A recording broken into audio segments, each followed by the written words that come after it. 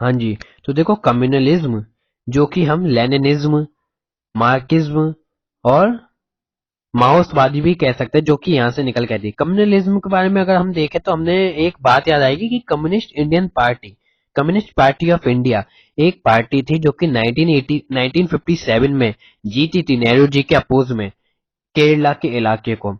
लेकिन 1959 में नेहरू जी ने इमरजेंसी लगवा करके उस हिस्से को फिर से अपने कंट्रोल में ले लिया। नाउ कम्युनलिज्म जो थे ये एक कम्युनिटी के बेसिस पे अपने फायदे को देखते थे कि जो भी हमारी कम्युनिटी में है उनको हमें फायदा पहुंचाना है।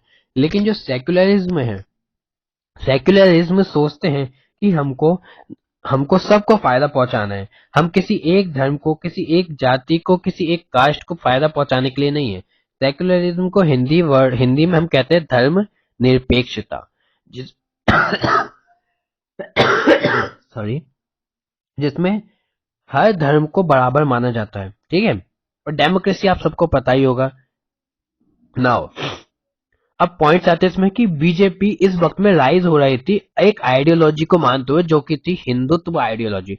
अब हिंदू लोग जाता है तो हिंदुत्व आइडियोलॉजी बढ़ती हुई दिखेगी। तो इसमें स्ट्रॉन्ग नेशनल को शो कर रहे थे, स्ट्रॉन्ग नेशन को शो कर रहे थे हिंदुत्व आइडियोलॉजी को लेते हुए कि हम हिंदुत्व में हैं, हम एक स्ट्रॉन्ग नेशन है। क्योंकि हमने अभी तक अपना इतिहास पढ़ा है तो हमने अपने इतिहास में, हमारी हिस्ट्री में कई सारे ऐसे महान राजाओं को जो कि देश को एक पावरफुल एरा दे के गए हैं, पावरफुल एक एम्पायर बना के गए हैं जो देश के अंदर। जैसे कि हमने देखा है सबसे पहले चंद्रगुप्त मौर्य, फिर उसके बाद हमने हमने देखा है गुप्तों को, हमने देखा है वर्धंस को, हमने आ, हमने सातवाहंस को देखा है। कई सारे ऐसे हमने लोगों को देखा है जो कि एक स्ट्रॉन्ग एरा बनाकर हमारे देश में एक छवि बना के गए थे। दुनिया भर के लोग उनको मानते हैं और समझते हैं। नाउ ये हम देखेंगे सेकंड। जो बीजेपी अब उभर रही है, ये बीजेपी का एक ऑरिजिनेटर जो है, मतलब कि जिनकी बातों को ये मान रही है वो ऑरिजिनेटर हैं 1966 में, जिन रिटायर हो गए, जो रिटायर्ड हो चुके थे हिंदू नेस के आइडियोलॉजी को मानते हुए, बीडी सावरकर, विनायक दामोदर सावरकर। वही सावरकर जी जो कि 2 बार काले पानी की सजा में गए थे अंग्रेजों के द्वारा। अंग्रेजों ने 2 बार इनको काले पानी की सजा दी थी। यही बीडी सावरकर जी की आइडियोलॉजी को मानते थे बीजेपी के लोग। लाइट ऑन बीजेपी, बीजेपी पे लाइट माने तो बीजेपी पे जब सबका ध्यान गया तो वो कब गया, बीजेपी ने सबका ध्यान कब अपनी तरफ आकर्षित किया। तो इसका सबसे बड़ा केस बनता है शाहबानो केस 1985। शाहबानो केस आप जब भी मुद्दा उठाए तो मुद्दे में आप लोगों को में भी जो भी ज्यादातर न्यूज नहीं देखता है, ज्यादातर इन चीजों को नहीं समझता है, तो आपने देखा होगा कि जब भी मुद्दा उठता है शाहबानो केस का तो हर बार इस मुद्दे को हम एब्यूजिंग बिहेवियर के बेसिस पे उठाए जाते हैं। जैसे कि हिंदू और मुस्लिम दोनों के, मतलब हिंदू गर्ल या हिंदू बॉय और मुस्लिम गर्ल या मुस्लिम बॉय के बीच में कुछ ऐसे छिड़छाड़ होती है तो उस बीच में हम इस मुद्दे को उठाते हैं। तो हमने शाहबानो केस को कई बार ऐसे उठते देखा, इसलिए हमारे मिसअंडरस्टैंड हो जाता है कि शाहबानो केस भी कुछ इसी तरह है, लेकिन नहीं। शाहबानो केस 3 तलाक को साइड में रखते हुए बात करता है कि 3 तलाक जो चीज है ये गलत चीज है, इसके बारे में बात करता है Shah Bano case in 1995। Supreme court इसमें सपोर्ट करती है शाहबानो के लिए, लेकिन कांग्रेस इसमें सपोर्ट नहीं करती है शाहबानो के लिए। अब कांग्रेस सपोर्ट नहीं करती क्योंकि कांग्रेस सोचती थी कि अगर हम मुस्लिम आइडियोलॉजी को सपोर्ट करेंगे और हम शाहबानो केस, जो कि एक स्त्री थी, एक फीमेल थी शाहबानो नाम से, वो गई थी कोर्ट के अंदर और उन्होंने कहा था कि 3 तलाक बिल्कुल गलत चीज है, 3 तलाक नहीं होने चाहिए। और इस चीज को लेकर के जब मुस्लिम के पहली बार मुस्लिम्स के जो ग्रंथ है उस पे जब पॉइंट आउट किया गया, उस पे उंगली उठाई गई, तब जब जाके कोर्ट ने शाहबानो के सपोर्ट में बात कही because of the females dignity. लेकिन कांग्रेस ने उनको सपोर्ट नहीं किया और कहा कि ये एक ऐसी चीज है जो कि सिर्फ मुस्लिम्स के लिए लिखी गई है, मुस्लिम्स की कुरान में, तो आप लोग इस पे कुछ भी अपना डिसीजन नहीं दे सकते। तो इसलिए कांग्रेस ने मुस्लिम्स की सिंपैथी पाने के लिए मुस्लिम्स का सपोर्ट किया था उस वक्त में इन 1985 में। नाउ यही एक सिंगल एक सिचुएशन नहीं थी जो कि क्रिएट हो चुकी थी उस वक्त में, और भी सिचुएशन थी लाइक अयोध्या डिस्प्यूट।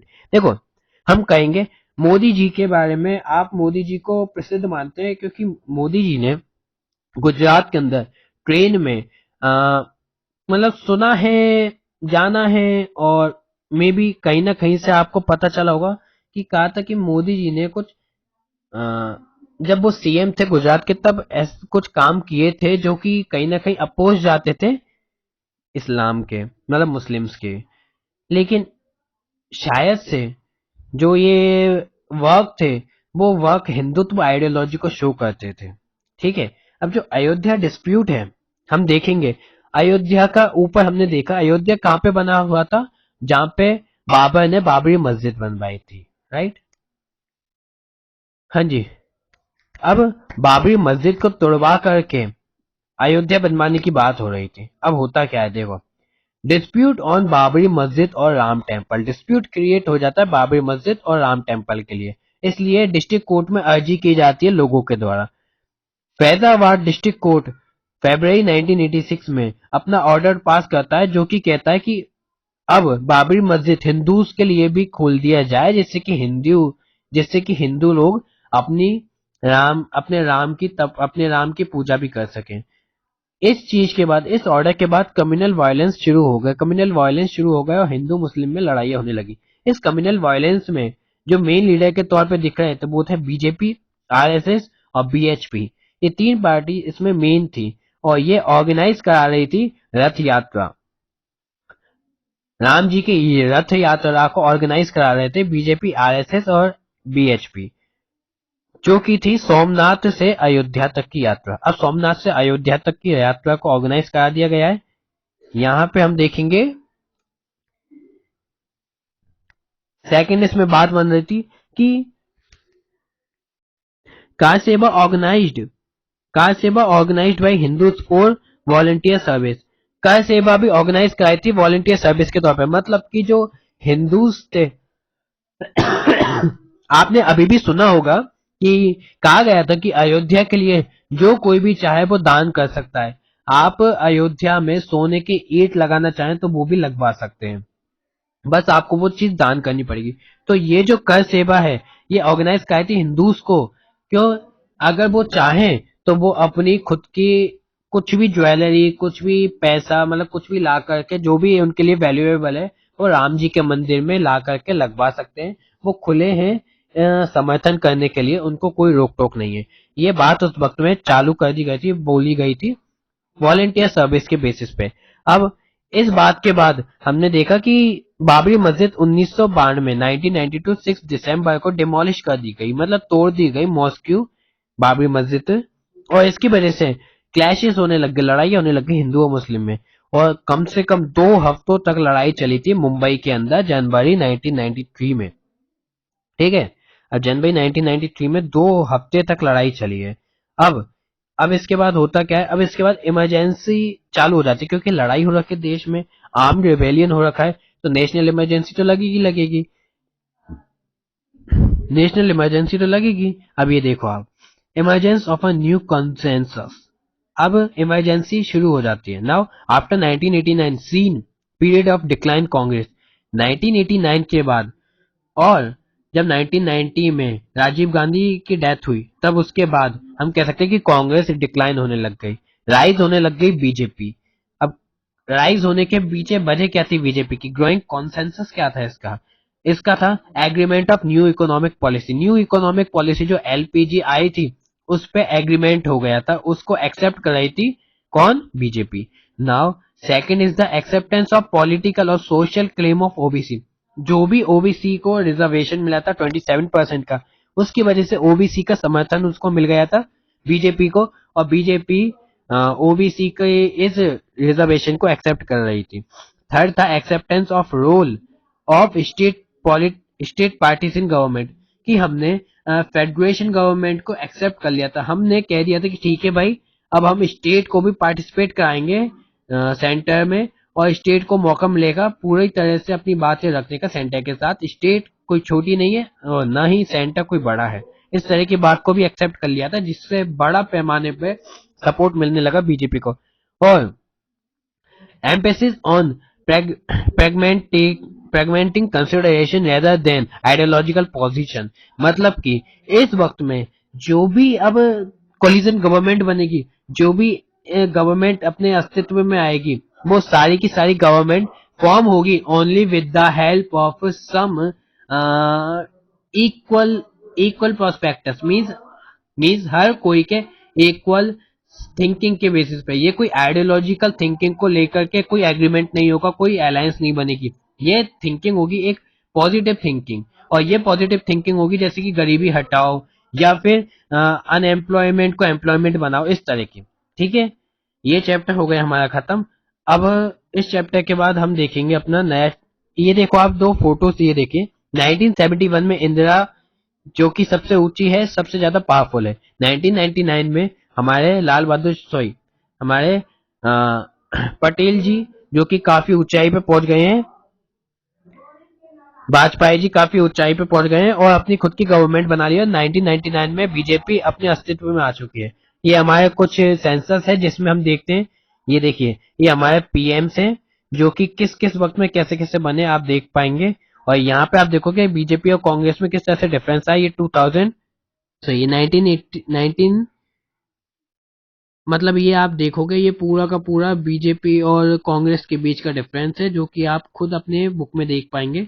और यहाँ पर आप देखेंगे वोट शेयर कि किस तरह से बीजेपी के वोट बढ़ने लगते हैं, कांग्रेस के वोट घटने लगते हैं यहाँ पर आकर के। ये देखिए, तो ये आप खुद देखिएगा। अब हमारा शुरू होता है इंडियन विद एक्सटर्नल रिलेशंस। ठीक है, इसमें हम पॉलिटिकल और प्लान डेवलपमेंट, जिसमें हम बाहर के एक्सटर्नल अफेयर्स को यूज करते हुए अपने डिसीजंस को लेंगे। Second is the India's external relation, India के।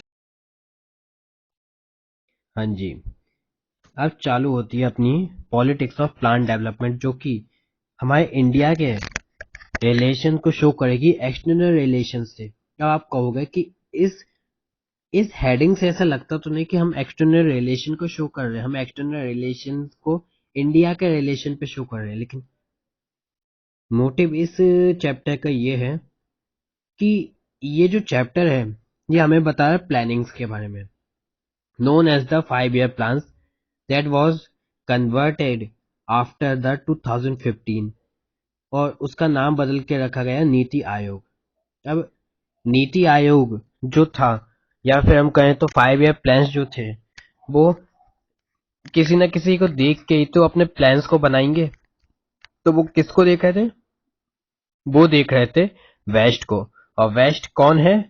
वेस्ट एक्सटर्नल कंट्रीज हैं, आउटर कंट्रीज हैं। ठीक है ना। अब इंटरनेशनल वेज, इंटरनेशनल कंट्रीज को हम देख रहे हैं जो कि हमें दिखा रही हैं कि उनके यहाँ पे ये डेवलपमेंट इस तरह से कैसे हुई, क्या सॉरी क्या प्लानिंग हुई, इन चीजों पे वो बात करते हैं। तो इन बातों के बाद हम प्लानिंग को अपना रहे हैं।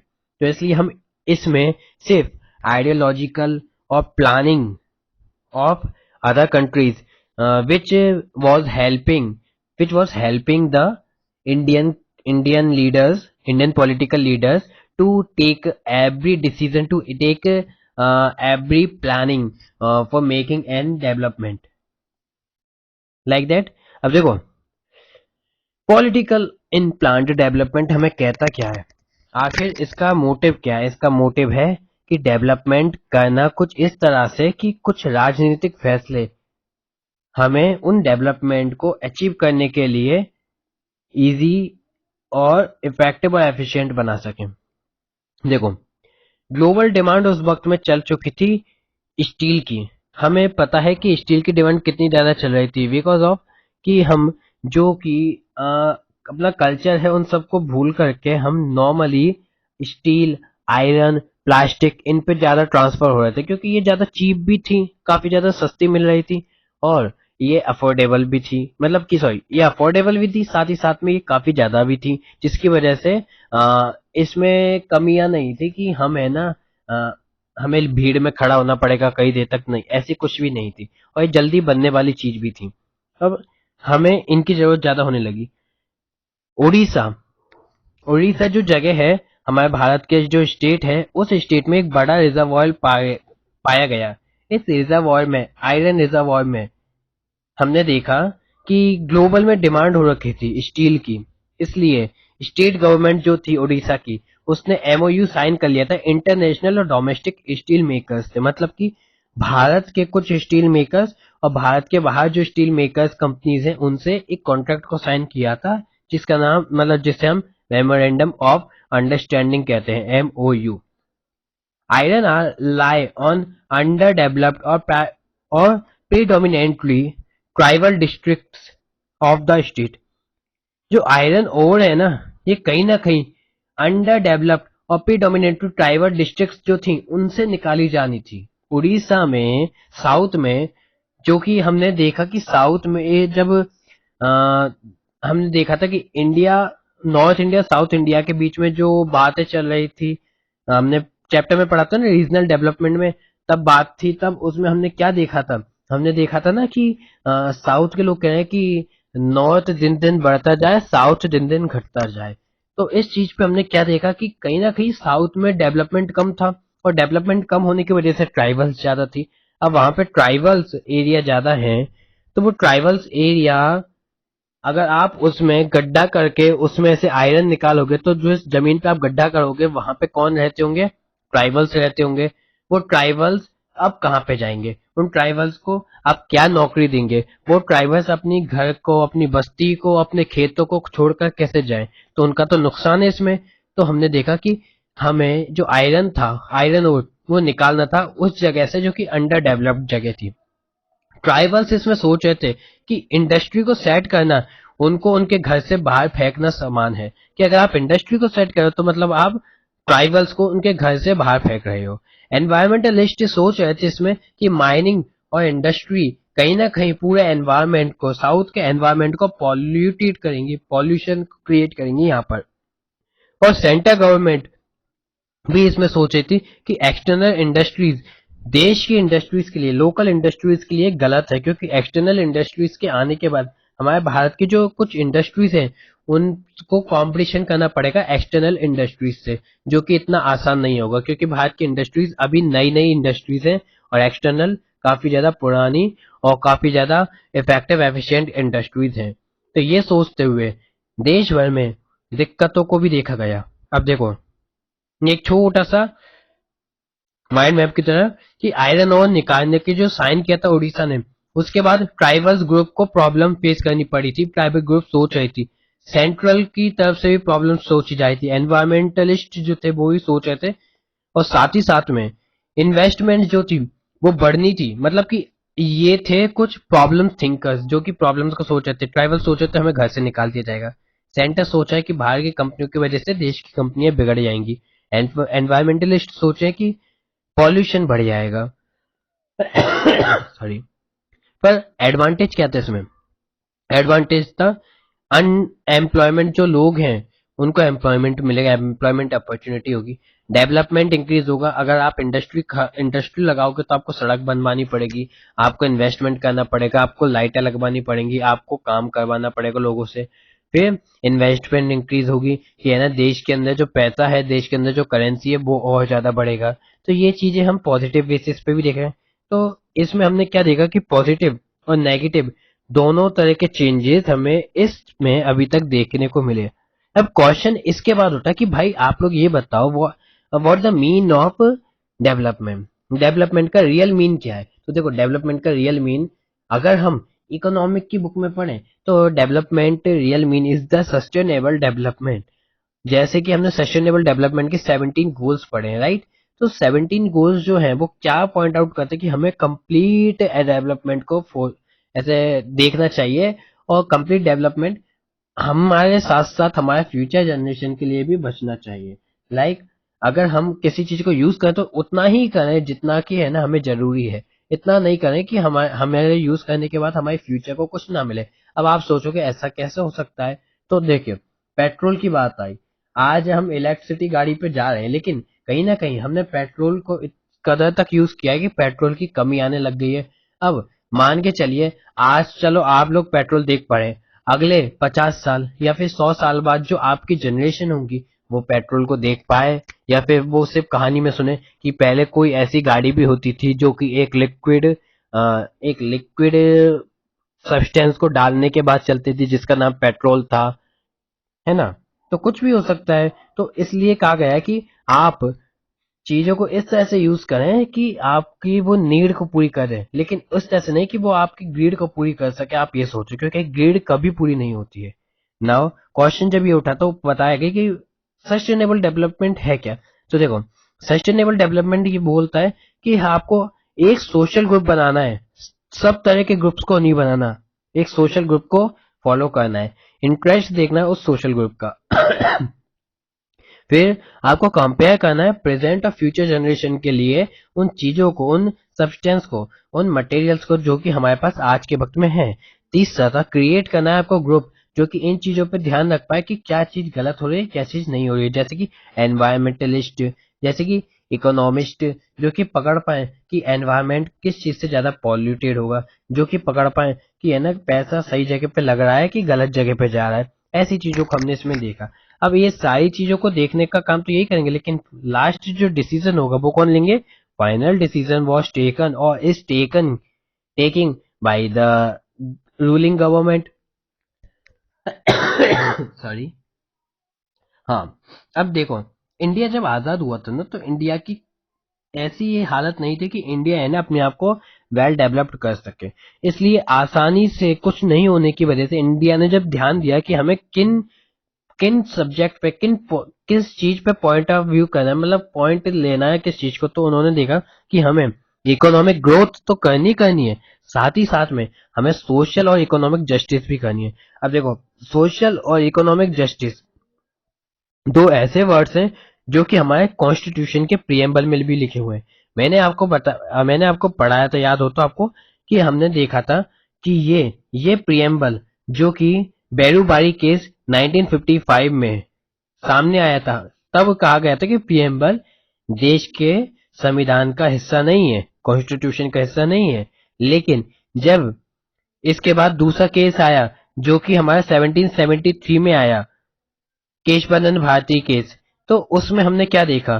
केशवानंद भारती केस में हमने देखा कि इसको हमने कॉन्स्टिट्यूशन का समरी टाइप या फिर डिस्क्रिप्शन टाइप हिस्सा माना है, लेकिन हम इसको कॉन्स्टिट्यूशन का पार्ट नहीं मान रहे। फिर इसके बाद हमने देखा कि 1995 में जब इंश्योरेंस पॉलिसी का केस आया, तब हमने इसमें देखा था कि इंश्योरेंस पॉलिसी के केस में कि इस कॉन्स्टिट्यूशन के प्रियम्बल को, मतलब प्रियम्बल को हमने कॉन्स्टिट्यूशन का पार्ट माना है और इसको एनफोर्सेबल नहीं माना है, बस कि इसे आप चैलेंज नहीं कर सकते कोर्ट में जाके कि है ना आपके इन राइट्स का उल्लंघन हुआ है, पर आप इनको देख करके कह सकते हो कि आपके कॉन्स्टिट्यूशन को ये वेल डिस्क्राइब करते हैं। तो देखो, हमने देखा सोशल और इकोनॉमिक, इस इन तीन पर, सोशल, इकोनॉमिक और पॉलिटिकल जस्टिस पे हमने बहुत ज्यादा फोकस किया है। तो यहाँ पर भी हमें देखने को यही मिल रहा है कि हम इकोनॉमिक ग्रोथ तो करेंगे, लेकिन सोशल और इकोनॉमिक जस्टिस के साथ इकोनॉमिक ग्रोथ करेंगे, जिसे हम कह सकते हैं गांधीयन फिलोसॉफी। ठीक है। अब देखो, अब बात आती है ये सोशल और इकोनॉमिक जस्टिस के साथ आप कैसे कर पाओगे। तो ये जो है लेफ्ट विंग और right wing, this is the good example for showing the social and economic justice and describe both of them like that. In left wing, देखो, एक सिंपल बेसिस पे माना, एक सिंपली नॉर्मल टाइप से समझना। Left hand, maximum जो लोग हैं वो लेफ्ट हैंड से कम यूज करते लेफ्ट हैंड को, इसलिए लेफ्ट हैंड क्या है, वीक है थोड़ा सा। राइट हैंड को ज्यादा यूज करते हैं, इसलिए राइट हैंड हमारा स्ट्रांग है। तो अब देखो, बात उठी कि लेफ्ट विंग एक ऐसा विंग जो कि गरीबों के लिए है, पुअर्स के लिए, डाउन क्रेपन के लिए, जो कि अपने आप को डेवलप नहीं कर पा रहे हैं, उनके लिए। तो उनके लिए हमें काम करना पड़ेगा, उनके लिए ऐसे काम करने पड़ेंगे कि उनको कुछ पॉलिसीज बनानी पड़ेगी, उनको एक्स्ट्रा बेनिफिट्स देने पड़ेंगे। आज के वक्त में हम जानते हैं कई सारे जैसे कि आयुष्मान भारत योजना, जैसे कि प्रधानमंत्री ग्राम सेवक योजना, और जैसे कि मनरेगा, और जैसे कि हम देखेंगे तो सब्सिडीज और राशन की दुकानें, ये सारी चीजें लेफ्ट विंग को सोच करके बनाई गई हैं उन लोगों के लिए जो कि अपने आप को डेवलप नहीं कर पा रहे हैं अपने बिना किसी की हेल्प के, उनको हेल्प दी जा रही है गवर्नमेंट के द्वारा, that is known as left wing. अब राइट विंग को देखें तो राइट विंग वो कुछ लोग हैं जो कि अपने आप में काफी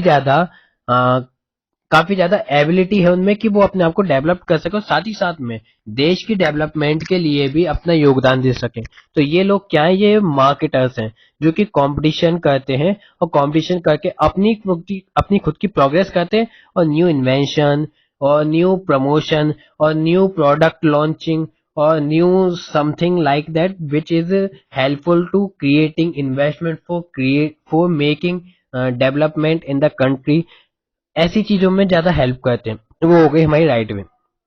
तो आप समझ गए होंगे लेफ्ट विंग और राइट विंग में अंतर क्या हुआ हमारा, ठीक है। अब लेफ्ट विंग और राइट विंग का अंतर भी हम समझ गए। अब हम देखेंगे डेवलपमेंट जो कि हम उस वक्त में कर रहे थे जब हमने 5 ईयर प्लान को स्टार्ट किया था। तो देखो डेवलपमेंट हमने किया था उस वक्त वेस्ट को देखते हुए जो कि इंडस्ट्रीज कंट्री थी। देखो बात आती है इंडस्ट्री और एग्रीटेरियन।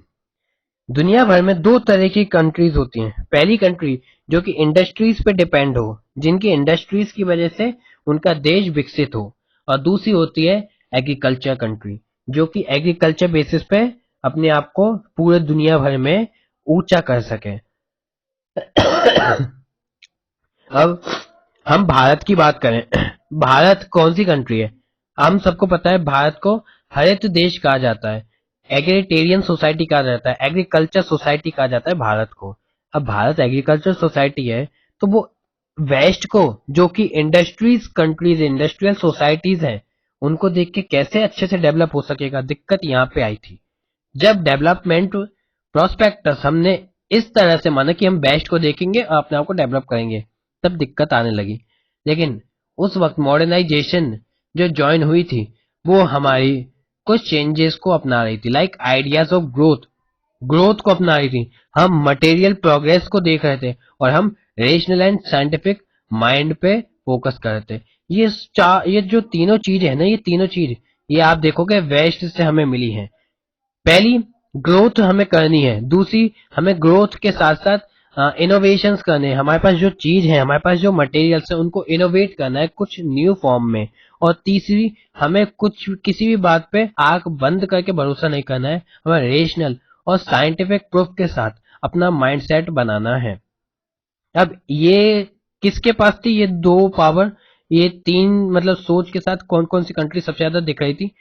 एक थी कैपिटलिस्ट कंट्री और एक थी लिबरलिज्म कंट्री। ये दो कंट्रीज मतलब दो तरह की सोच के साथ दो कंट्रीज बहुत ज्यादा थी। कैपिटलिस्ट जो थी वो यूएसए थी जो कैपिटल को ज्यादा मानती थी कि कैपिटलिज्म होना चाहिए, और एक थी लिबरलिज्म जो कि चेंजेस को ज्यादा अडॉप्ट करने के ऊपर बहुत ज्यादा फोकस कर रही थी, that was known as the Europe country. अब यूरोप की कई सारी कंट्रीज जो कि लिबरलिज्म थी और कैपिटलिज्म कंट्री यूएसए थी। इनके अलावा अब ईस्ट में आती है एक नई कंट्री, उस वक्त उभर के आती है जिसे हम कहते हैं socialist country. Sorry, socialist country. हमने देखा जब भारत के प्लान्स को बनाया जा रहा था तब भारत के प्लान्स में मुद्दा कुछ इस तरह से उठा था कि लिबरलिज्म और कैपिटलिज्म जो कंट्रीज हैं ये फेल हो चुकी थी। यहाँ पे इकोनॉमिक डिप्रेशन आया था, वो भी great economic depression in 1929 to 32। हमने देखा था, हमने 10th क्लास में ये पढ़ा होगा आपने, जब सीडीएम और एनसीएम के बीच में जो दिक्कत मतलब बीच का जो टेन्योर था, समय था, उस बीच में हमने ये सबसे बड़ी प्रॉब्लम के जरिए देखा था। उसमें जो वॉल एक्सचेंज जो मार्केट है यूएसए का वो 50% तक गिर चुका था, शेयर मार्केट 50% गिर गया था, और करेंसी जो डॉलर थी वो बहुत ज्यादा वीक पड़ चुकी थी।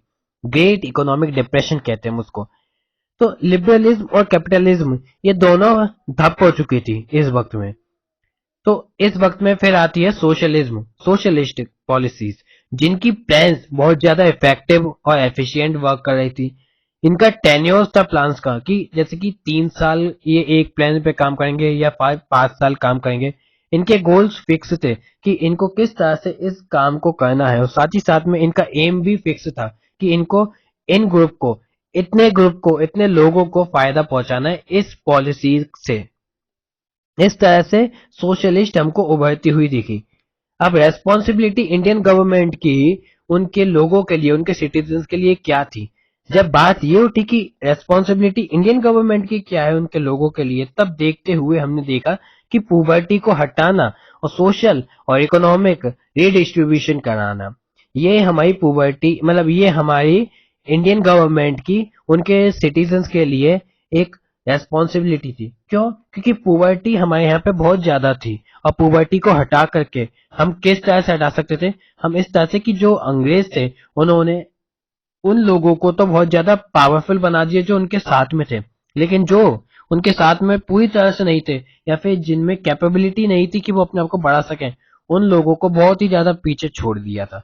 तो इसलिए जमींदारी, महलबारी, ऐसी कई सारी सिस्टम्स को हमने देखा जो कि कहीं ना कहीं पर देश में बहुत सारे मतलब बहुत सारे तबके को तो पीछे छोड़ रही थी, लेकिन कुछ एक छोटे से तबके को बहुत आगे ले गई थी।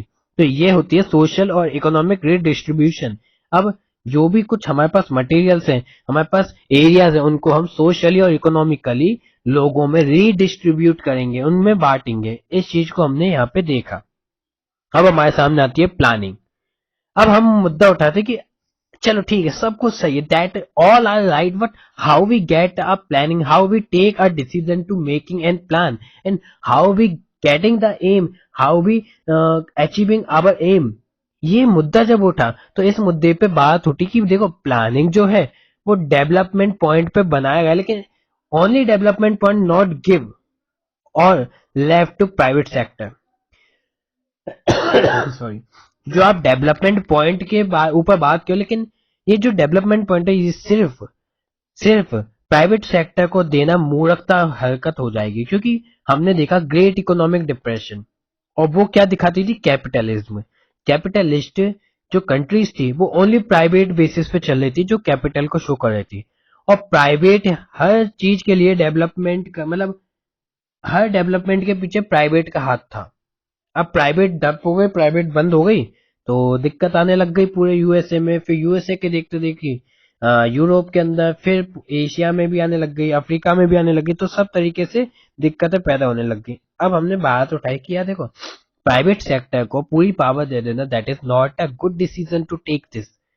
हमें करना ऐसा होगा कि हमें जो ग्रेट इकोनॉमिक डिप्रेशन से यूएसए और यूरोप सबसे ज्यादा सफर किए हैं, उस मॉडल को हटाना पड़ेगा। हमें किसी एक न्यूट्रल मॉडल को अपनाना पड़ेगा जो कि फुल पावर प्राइवेट को ना दे, और कहीं ना कहीं पे कुछ पावर प्राइवेट को दे। अब 1944 में जब पहला तो पॉइंट ये था, ठीक है ना, पहला पॉइंट ये था।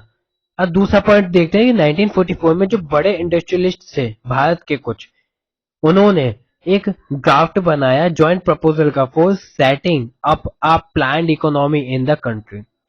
उनका उन्होंने उस प्लान का नाम रखा बॉम्बे प्लान। सॉरी, ये मीटिंग बॉम्बे में हुई थी। उसमें कुछ बिग इंडस्ट्रियलिस्ट बैठे, उन्होंने सोच के देश के लीडर्स के लिए एक डिसीजन लिया कि हमको जो प्लान्ड इकोनॉमिकल डेवलपमेंट है वो कुछ इस तरह से करना चाहिए। उसका ब्लूप्रिंट बना करके बॉम्बे प्लान उसको नाम दिया, और उसको हमारे पॉलिटिकल लीडर्स को सौंप दिया। वो कहते send open economy not high control of the state government, कि आप लोग जो सोच रहे हैं कि आप लोग प्राइवेट पे कब्जा करोगे, देखो अगर आप प्राइवेट पे कब्जा करोगे तो सामने वाले के पास पैसा है, वो आपके अंडर में कभी काम नहीं करेगा, वो चाहेगा फ्री होके काम करना। तो आपको करना ये है कि आप उसे फ्री भी छोड़ो, ठीक है ना, उसे फ्री भी छोड़ो। अब पहला मुद्दा कहता है, पहला पॉइंट कहता है कि सब कुछ प्राइवेट के हाथ में मत दो, प्राइवेट को फ्री मत छोड़ो, और दूसरा कहता है कि कुछ हद तक प्राइवेट को फ्री भी छोड़ो। तो इन दोनों पॉइंट्स को देखते हुए प्लानिंग कमीशन बनी, और प्लानिंग कमीशन ने कुछ डिसाइड किया। अब ये देखें हम, आफ्टर इंडिया बिकेम इंडिपेंडेंट, जब इंडिया आजाद हुई तो प्लानिंग कमीशन एक संस्था है, प्लानिंग कमीशन एक सिस्टम बना जो कि पीएम की चेयरमैनशिप के द्वारा बनाया गया था। सॉरी, अब इसके चेयरमैन कौन है? पीएम है। अब ये जो थी, इसको 1950 में हमने योजना आयोग कहा था, जो कि सेंट्रल मशीनरी थी जो डिसाइड करती थी कि किस पाथ को और किस स्ट्रेटेजी को हमें डेवलपमेंट के लिए चुनना है, डिसाइड करना है। ये स्ट्रेटेजी जो थी, ये योजना आयोग जो था, ये 1 जनवरी 1915 में, तो 1 जनवरी 2015 में इसका नाम बदल के नीति आयोग रख दिया गया। पहले योजना आयोग, फिर नीति आयोग। अब इसका नाम नीति आयोग है, जो कि जो कि अभी के वक्त में, एक मिनट, हाँ,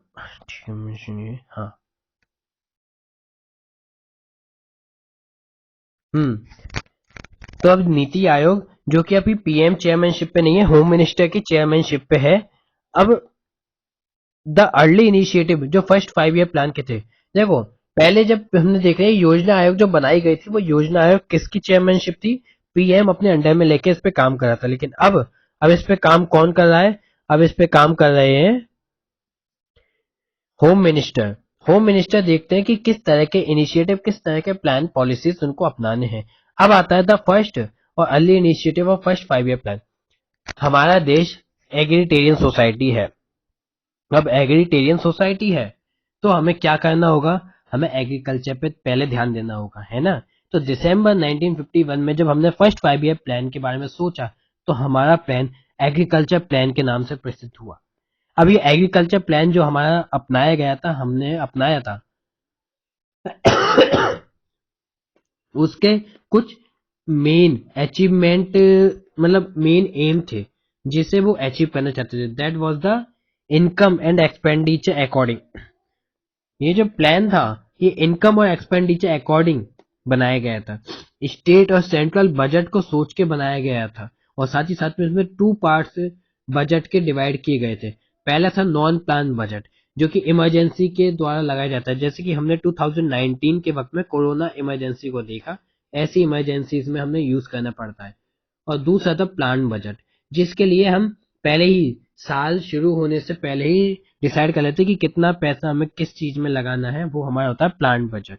तो इस तरह से 2 बजट को हमने डिसाइड कर लिया था, और उसमें पैसे रख देते।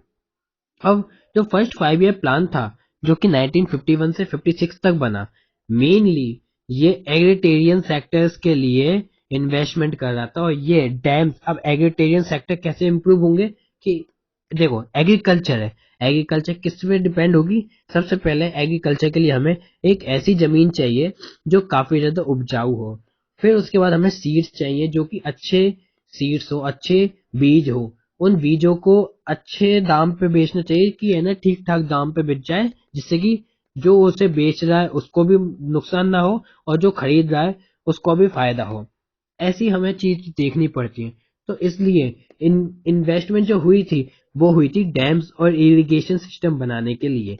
अब डैम्स बनाए थे, इरिगेशन कैनाल्स बना दिए थे, कई सारे रिजर्वॉयर्स बना दिए थे, वाटर रिजर्वॉयर्स इस वक्त में। ठीक है, जिसकी वजह से फर्स्ट 5 ईयर प्लान को अपनाया। फर्स्ट 5 ईयर प्लान कई हद तक कह सकते हैं कि इम्प्रूवमेंट भी लाया था, लेकिन इस कदर नहीं कि हम फर्स्ट 5 ईयर प्लान की वजह से काफी ज्यादा अपने पैरों पे खड़े हो गए, इस तरह से भी नहीं हो पाया था ये। लेकिन जब सेकंड 5 ईयर प्लान आया, तो हमारे नेताओं का कुछ सोचना था कि फर्स्ट 5 ईयर प्लान हमने एग्रीकल्चर बेसिस पे बनाया। Now the time is to getting to achieving the industrial aim. अब हम इंडस्ट्रियल एम को अचीव करेंगे, इसलिए हमें प्लान कैसे बनाना पड़ेगा? इंडस्ट्रीज के बारे में सोच करके। तो अब सेकंड 5 ईयर प्लान बनता है हैवी इंडस्ट्रीज के लिए, जो कि इकोनॉमिस्ट और प्लानर्स के अंडर में बनाई गई थी। ठीक है, second 5 year plan heavy industries को एड्रेस करते हुए बनाई गई थी, और ये इकोनॉमिस्ट और प्लानर्स चेयरमैनशिप था अंडर पीसी मालानोबिस का। पीसी मालानोबिस जो थे, उन्होंने इसको चेयर किया, और हैवी इंडस्ट्रीज के इस प्लान को इस प्लान को चालू करवाया, और देश भर में इस प्लान और पॉलिसी को अपनाया। नाउ इन सब के बाद जो ये प्लानिंग हो रही है, इनके बाद कंट्रोवर्सीज भी चलेंगी फर्स्ट और सेकंड 5 ईयर प्लान के बाद। क्योंकि हमें पता है, हर एक पॉलिटिक्स में आप चाहे कोई भी डिसीजन लें, हर एक डिसीजन के पीछे कंट्रोवर्सी चलेगी। लाइक दैट, आप फ्री में कुछ बांटोगे तो आपको कंट्रोवर्सी में फंसना पड़ेगा कि देश का पैसा आप उड़ा रहे हैं। आप किसी को कुछ नहीं दोगे फ्री में, तो भी कंट्रोवर्सी होगी कि आप देश को कुछ नहीं दे रहे हैं देश के पैसे से। तो हर चीज में कंट्रोवर्सी है, तो यहाँ पे भी तो कंट्रोवर्सी होनी ही होनी है। तो अब कंट्रोवर्सी होती है इंडस्ट्री वर्सेस एग्रीकल्चर। सॉरी। देखो, इसमें दो प्लान्स के बारे में बात हुई है, ध्यान से देखना। इसमें जो दो पॉइंट्स लिखे हैं मैंने, इन पॉइंट्स को कई हद तक एक सेम पॉइंट ऑफ व्यू बताया गया है, सेम पॉइंट ऑफ नॉलेज के बेसिस पे माना गया है। लेकिन अगर हम मॉडर्न वे को देखें, अगर हम वेस्ट को देखें, तो वेस्ट के हिसाब से हमारा सेकंड पॉइंट बेटर है। लेकिन अगर हम ध्यान दें कि हम गांधीयन फिलोसॉफी को मानते हैं, तो हम फर्स्ट प्लान को ज्यादा बेटर मान सकते हैं। देखो, दो प्लान जो एग्रीकल्चर के थे, वो किस तरह से काम कर रहे थे। एक गांधीयन इकोनॉमिस्ट थे जिनका नाम था जेसी कुमारप्पा। ठीक है, गांधीयन इकोनॉमिस्ट थे ये, गांधी जी की सोच वाले थे ये, जेसी कुमारप्पा। अब जेसी कुमारप्पा ने एक प्रपोजल दिया। उस प्रपोजल में उन्होंने कहा हमको रूरल इंडस्ट्रियलाइजेशन पे ध्यान देना चाहिए। उन्होंने जेसी कुमारप्पा ने एक ब्लूप्रिंट दिया जिसमें उन्होंने कहा हमें रूरल इंडस्ट्रियलाइजेशन पे फोकस करना चाहिए, क्योंकि रूरल इंडस्ट्रियलाइजेशन जो है वो हमारा फ्यूचर है। हम जब अपनी बेस को, अपने इमारत, हमारे घर के जो जमीन है उसके ढांचे को अच्छा बनाएंगे, तभी जाके हमारा घर एक अच्छा और बिल्कुल टिकाऊ बनेगा, कई सालों तक टिक सकेगा। ये बात हुई, और इस बात पर जेसी कुमारप्पा ने अपना स्टेटमेंट दिया और रूरल इंडस्ट्रियलाइजेशन की बात कही कि गांव के अंदर आपको इंडस्ट्रीज को ओपन करना चाहिए जिससे कि आप अपना काम कर सकें, और वो इंडस्ट्रीज स्पेशली होनी चाहिए एग्रीकल्चर बेसिस के लिए, एग्रीकल्चर इंडस्ट्रीज होनी चाहिए वो। फिर उसके अपोजिट में एक और स्टेटमेंट आई। उस स्टेटमेंट को कहा गया कि ये बिल्कुल गलत तुम सोच रहे हो। इंडस्ट्रियल प्रोडक्शन होना चाहिए, लेकिन वो साइ मतलब कि इंडस्ट्रियल प्रोडक्शन जो होना चाहिए, लेकिन वो होना चाहिए अनएम्प्लॉयमेंट को हटाने के लिए, मतलब अनएम्प्लॉयमेंट को हटाने के लिए। क्योंकि हमारे देश की जो पॉवर्टी है वो गरीबी इसलिए है क्योंकि कई सारे लोगों को काम नहीं मिल रहा है। तो हमें उनको काम देना है, तब जाके हम देश से गरीबी को हटा सकेंगे, तब जाके हम एस्केप कर सकेंगे साइकिल ऑफ पॉवर्टी से। अब ये आपको एक इमेज दिख रही है कि इस इमेज के अंदर हम देखेंगे ब्लेज रियलिटी को। इस ब्लेज रियलिटी के बारे में बात उठेगी तो हम देखेंगे क्या, कि ब्लेज के बारे में सब लोग सोच रहे हैं कि ब्लेज में कैसा क्या होना चाहिए। लेकिन अगर आप देखो, अगर आप फोकस करो इस चीज पे कि विलेज के लिए प्लान बन रहे हैं लेकिन विलेज के लोगों से नहीं पूछकर, तो अब हम देखेंगे कोई मतलब चाइना वाला कोई इंडिया के लिए प्लानिंग करे तो क्या वो उसकी प्लानिंग सटीक बैठेगी। या फिर हम कहें कि एक हमारे पीएम खुद किसी एक छोटे से गांव, किसी एक छोटे से कस्बे के लिए प्लानिंग करें, तो क्या उनकी प्लानिंग सही बैठेगी। कहीं ना कहीं उनको उन लोगों से बातचीत करनी पड़ेगी जो उस ग्रुप का, उस एक रीजन का, उस एक लोकल एरिया का निवासी है, सिटीजन है, क्योंकि उसको रियलिटी पता है कि आखिर में रियलिटी है क्या। तो ये जो कार्टून है, ये कार्टून हमें क्या बता रहा है कि सेंटर ने अपने हिसाब से प्लानिंग तो कर ली, सेंट्रलाइज्ड प्लानिंग है, सेंटर द्वारा प्लानिंग की गई है, ठीक है। लेकिन ये प्लानिंग कुछ इस तरह से कि कई सारे डंडों को जो टूटे हुए थे उनको बांध करके एक लंबा सा डंडा बनाया है। और ब्लेज की रियलिटी ये है, अगर गलती से भी थोड़ी सी भी दिक्कत हुई तो ये जो डंडा आपने बनाया है प्लानिंग के नाम पर, ये तो टूट जाएगा। और इस डंडे के टूटने के बाद जो ब्लेज है जिसको आप इम्प्रूव करने की सोच रहे हो वो काम होगा नहीं। तो ये हो गए ब्लेज की रियलिटी। इसलिए सेंट्रलाइज प्लानिंग कह रही है कि नेवर से डाई, कि सेंटर प्लानिंग कहेगी कभी मरना नहीं है। लेकिन असलियत यह है कि आपको खुद को नहीं पता कि विलेज में आखिर हो क्या रहा है, विलेज को चाहिए क्या, लेकिन आप फिर भी विलेज के लिए काम कर रहे हैं। तो ये चीज आपको देखनी चाहिए कि आप विलेज से पूछ करके उसके हिसाब से निर्णय लो। अब हमारा आता है public versus private sector controversy.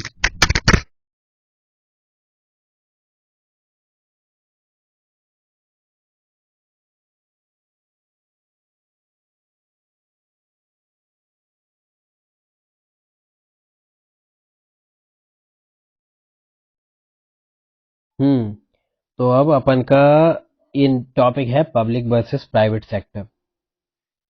देखो, पब्लिक और प्राइवेट सेक्टर के बीच में अब अपन की बात होगी, अपन की कंट्रोवर्सीज जो उठाई गई थी इस मुद्दे पर कि हम किस सेक्टर को ज्यादा बढ़ावा देंगे, किस चीज को हम प्रोटेक्ट करेंगे। हम सोशल वेलफेयर करने वाले हैं, तो मतलब कि जब हम इंडिपेंडेंट हुए थे ना, हम आजाद हुए थे, तब हमारा मेन फोकस था कि सोशल वर्क, मतलब हमारा यूएसएसआर की तरफ झुकाव, मतलब हम पब्लिकली चलेंगे। और अगर हम कहें कि हम कैपिटलिस्ट बनना चाहते हैं तो हमारा झुकाव यूएसए की तरफ होगा और हम इसमें प्राइवेट सेक्टर को बढ़ावा देंगे। तो इस चीज की वजह से हमने कंट्रोवर्सीज फेस की। Now these controversies creating the problem for the Indian government. That's why we taking the decision to accept the mixed economy.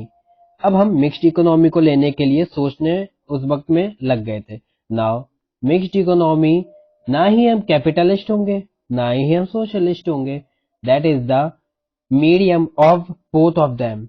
हम इन दोनों के मीडियम में चलेंगे। हम जहां पे हमें जरूरत है कि हम कैपिटल को बढ़ावा दें, मतलब कि हम bigger bigger enterprises, small enterprises, medium enterprises को बढ़ावा दें, वहां पे हम इनको बढ़ावा देंगे। एंड बिसाइड्स इट, अगर जहां पे हमें जरूरत पड़ेगी तो हम उस जगह पर उन लोगों को भी बढ़ावा देंगे, उन लोगों के लिए काम करेंगे, those who are dependent on us, जो कि हम पे डिपेंड है। बैकग्राउंड नॉइज को थोड़ा सा माफी चाहता हूँ, बैकग्राउंड नॉइज को अवॉइड करना, ठीक है ना, अवॉइड करना है आपको ये बैकग्राउंड से नॉइज को। नाउ क्वेश्चन इज दैट कि अब हम ये काम कैसे करेंगे। तो देखो, इजीली हम जानते हैं ये बात को कि हम इस काम को कैसे करते हैं। जब हमें मौका मिलता है, जब हमको कुछ प्राइवेट वर्क करना होता है, तो हम प्राइवेट को सपोर्ट करते हैं, काफी सारी स्कीम्स निकालते हैं, हम लोन्स भी प्रोवाइड कराते हैं, जिससे कि हम अपने इंडियन प्राइवेट सेक्टर्स को और इन्वेस्टर्स को अट्रैक्ट कर सकें।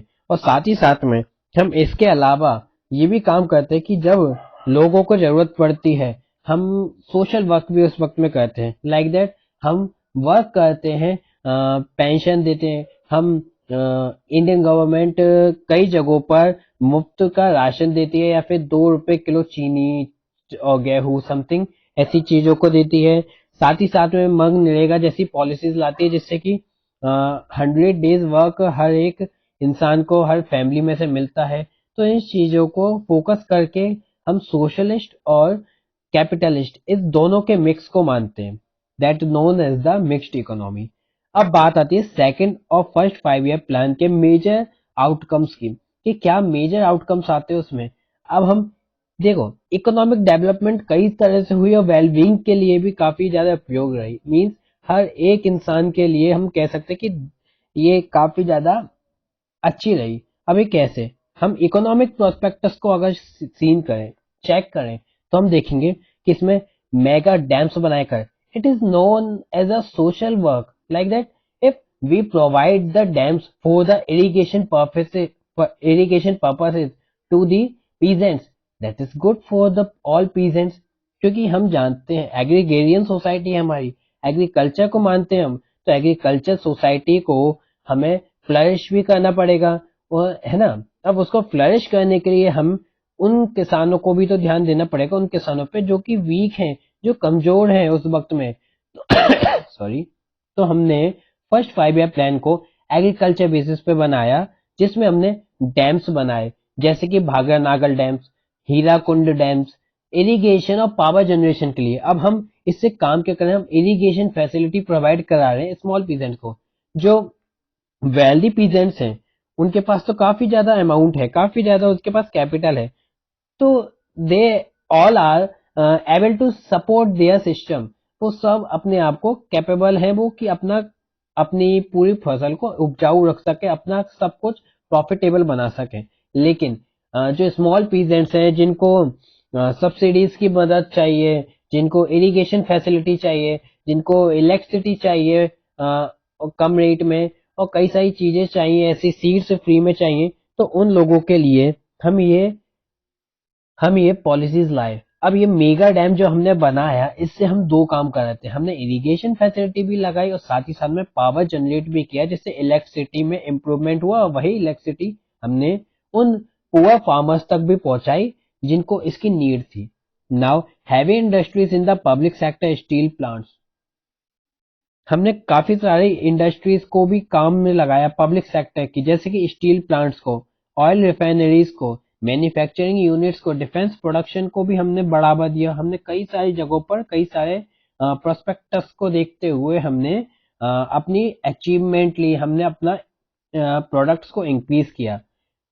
तो उस पीरियड में जो ये सब चल रहा था, ये इकोनॉमिक प्रोस्पेक्टस को शो करता है। नाउ अब हम देखते हैं, हमने लैंड रिफॉर्म पॉलिसीज भी लाई। देखो, लैंड रिफॉर्म पॉलिसीज को हम जानते हैं कि हमने जब जमींदारी और महलबाड़ी ऐसी कई सारी सिस्टम्स चल रहे थे on the time of Britishers, the Britishers are the creating that type of system which was which was separating the poor in separating to the poor into the rich or high reputed dynasties of the Indian families।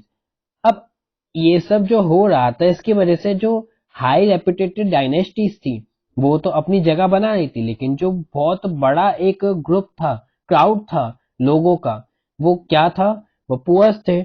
तो वो अपनी जगह को खो रहे थे, उनसे सारी चीजें छीनी जा रही थी। छोटे छोटे उधार पर, मीन्स मानिए उस वक्त के कुछ 1000 रुपीज जो थी, उस पर खेत को ले लिया जाता था, हड़प लिया जाता था अंग्रेजों के द्वारा, ऑक्शन पे लगाया जाता था, और उस खेत को फिर अमीर लोग खरीदते थे और उस पे अपना उपज करते थे। तो इस तरह से हमने देखा कि जो अमीर लोग थे वो अमीर बनते गए और गरीब लोग इसमें और गरीब होते गए। It is non like the K sorry हाँ it is non like the K type situation in economic prospective. अब हम लैंड रिफॉर्म को हमने समझा, तो लैंड रिफॉर्म जो ब्रिटिशर्स के वक्त में थी उसको हमने चेंज करते हुए इस जमीन सिस्टम को सेपरेट किया, स्मॉल पीसेस बनाया, और उस पीसेस को हमने कई सारे लोगों में मीन्स कई सारे लोगों में उसे बांटा, उसे शेयर किया, जिससे कि हमारी इकोनॉमिक, हमारी एग्रीकल्चर ज्यादा इंक्रीज हो सके। Now third is the green revolution. इसी वक्त में 1960 में हम MS स्वामीनाथन के द्वारा ग्रीन रेवोल्यूशन को भी देखते हैं। हमने हाई यील्ड वैरायटी सीड्स का यूज करना चालू किया। हाँ, हम इन सीड्स की वजह से, इन पेस्टिसाइड्स की वजह से काफी ज्यादा इरिगेशन फैसिलिटी की हमें नीड पड़ती थी, क्योंकि जो ये सीड्स थी ये काफी ज्यादा ऊर्जा लेती थी जमीन के अंदर से। That's why we need high irrigation facilities. So in in second we हम अब हम देखते तो भागरा नागल डैम और हीराकुंड डैम जैसे जो कई सारे डैम्स थे, ये डैम इस जगह ग्रीन रेवोल्यूशन को और ज्यादा हेल्पफुल बना रहे थे। और इस ग्रीन रेवोल्यूशन के बढ़ने के बाद, आने के बाद, हमने इन डैम्स का भरपूर उपयोग करते हुए अपने आप को काफी ज्यादा स्टेबल पोजीशन पे लाना चालू कर दिया था। अब आती है 1970 की वक्त की, मतलब 1970 के वक्त जब व्हाइट रेवोल्यूशन आया। अब व्हाइट रेवोल्यूशन हम कहते हैं ये थी वर्गीस कुरियन के द्वारा लाया गया। अब ये व्हाइट रेवोल्यूशन हमने मिल्क के लिए देखा, क्योंकि हमारा देश जो भारत है वो कैटल्स को ज्यादा यूज करता है, कैटल्स को बहुत ज्यादा पालता है। तो अब हमने देखा इस चीज की वजह से कि हम क्या है, गौ चालक देश कहा जाता था ना कृष्ण के, मतलब लॉर्ड कृष्णा के टाइम पर। तो उसी बेसिस पे हमने देखा कि हमारा जो भारत है वो कैटल्स को ज्यादा पालता था, जिनसे दूध निकलता था, और उस दूध को हमने यूटिलाइज करना चालू किया। क्योंकि जब हमारे पास इस दूध को इकट्ठा करने के लिए, स्टोर करने के लिए एक सही जगह नहीं मिलती थी, तो हमारा वो दूध सड़ जाता था, बिगड़ जाता था, पूरा का पूरा दूध बिटर हो जाता था, और उसकी वजह से हमने कई सारी जानवरों को भी हम मार देते थे कि उन जानवरों का मीट हम यूज कर सके, इस बात को सोचते हुए। लेकिन जैसे ही जैसे हमने मिल्क को बचाना चालू किया, उसी उसी वजह से हमने हत्याओं को, जो कि ये गौ हत्या या फिर हम कहें तो कैटल्स को मारना, इन चीजों में घटना देखना चालू किया। उस वक्त के बाद से थोड़ी सी ये जो दिक्कतें थी ये घटने लगी, और कई सारी इस व्हाइट रिवॉल्यूशन के बाद कई सारी इंडस्ट्रीज और मिल्क इंडस्ट्रीज आने लगी, और कई सारे लोगों को एम्प्लॉयमेंट मिलने लगा।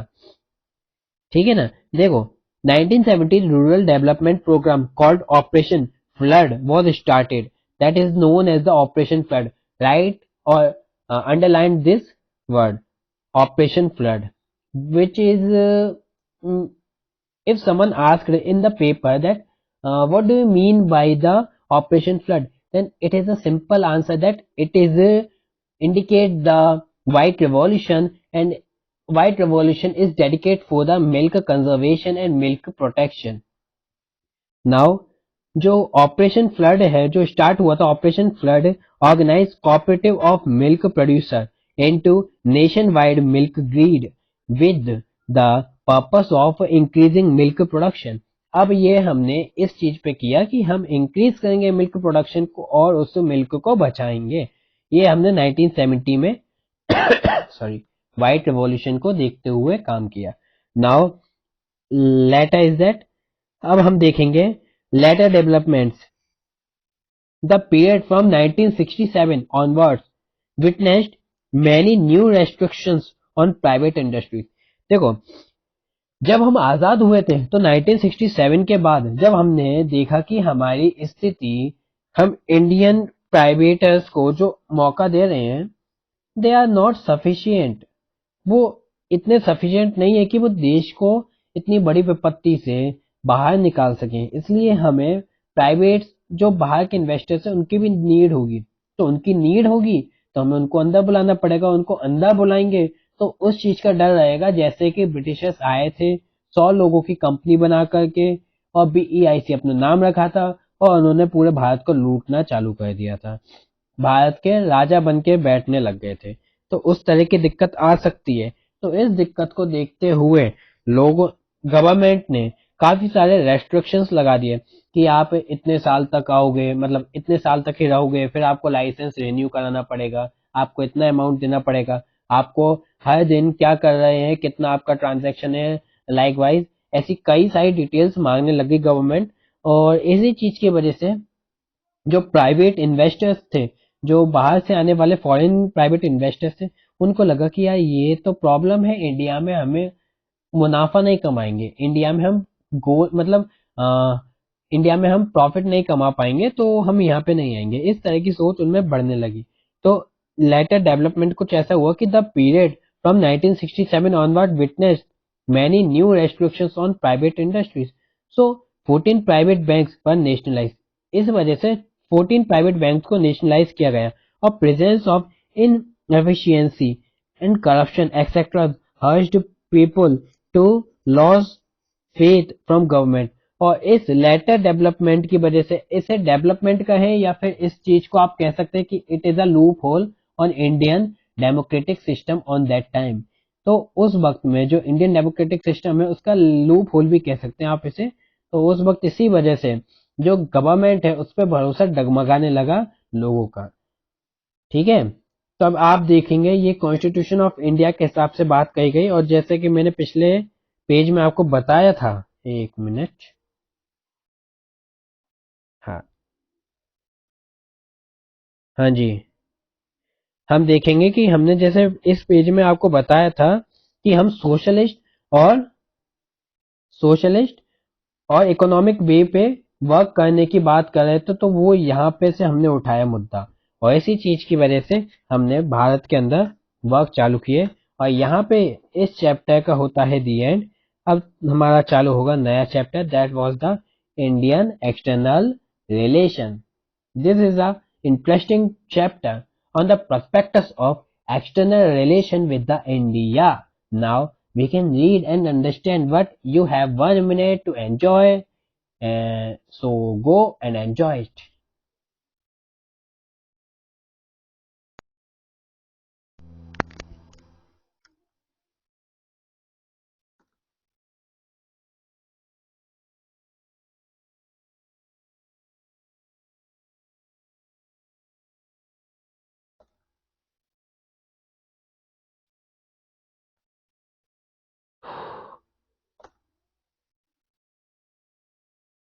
India's external relations.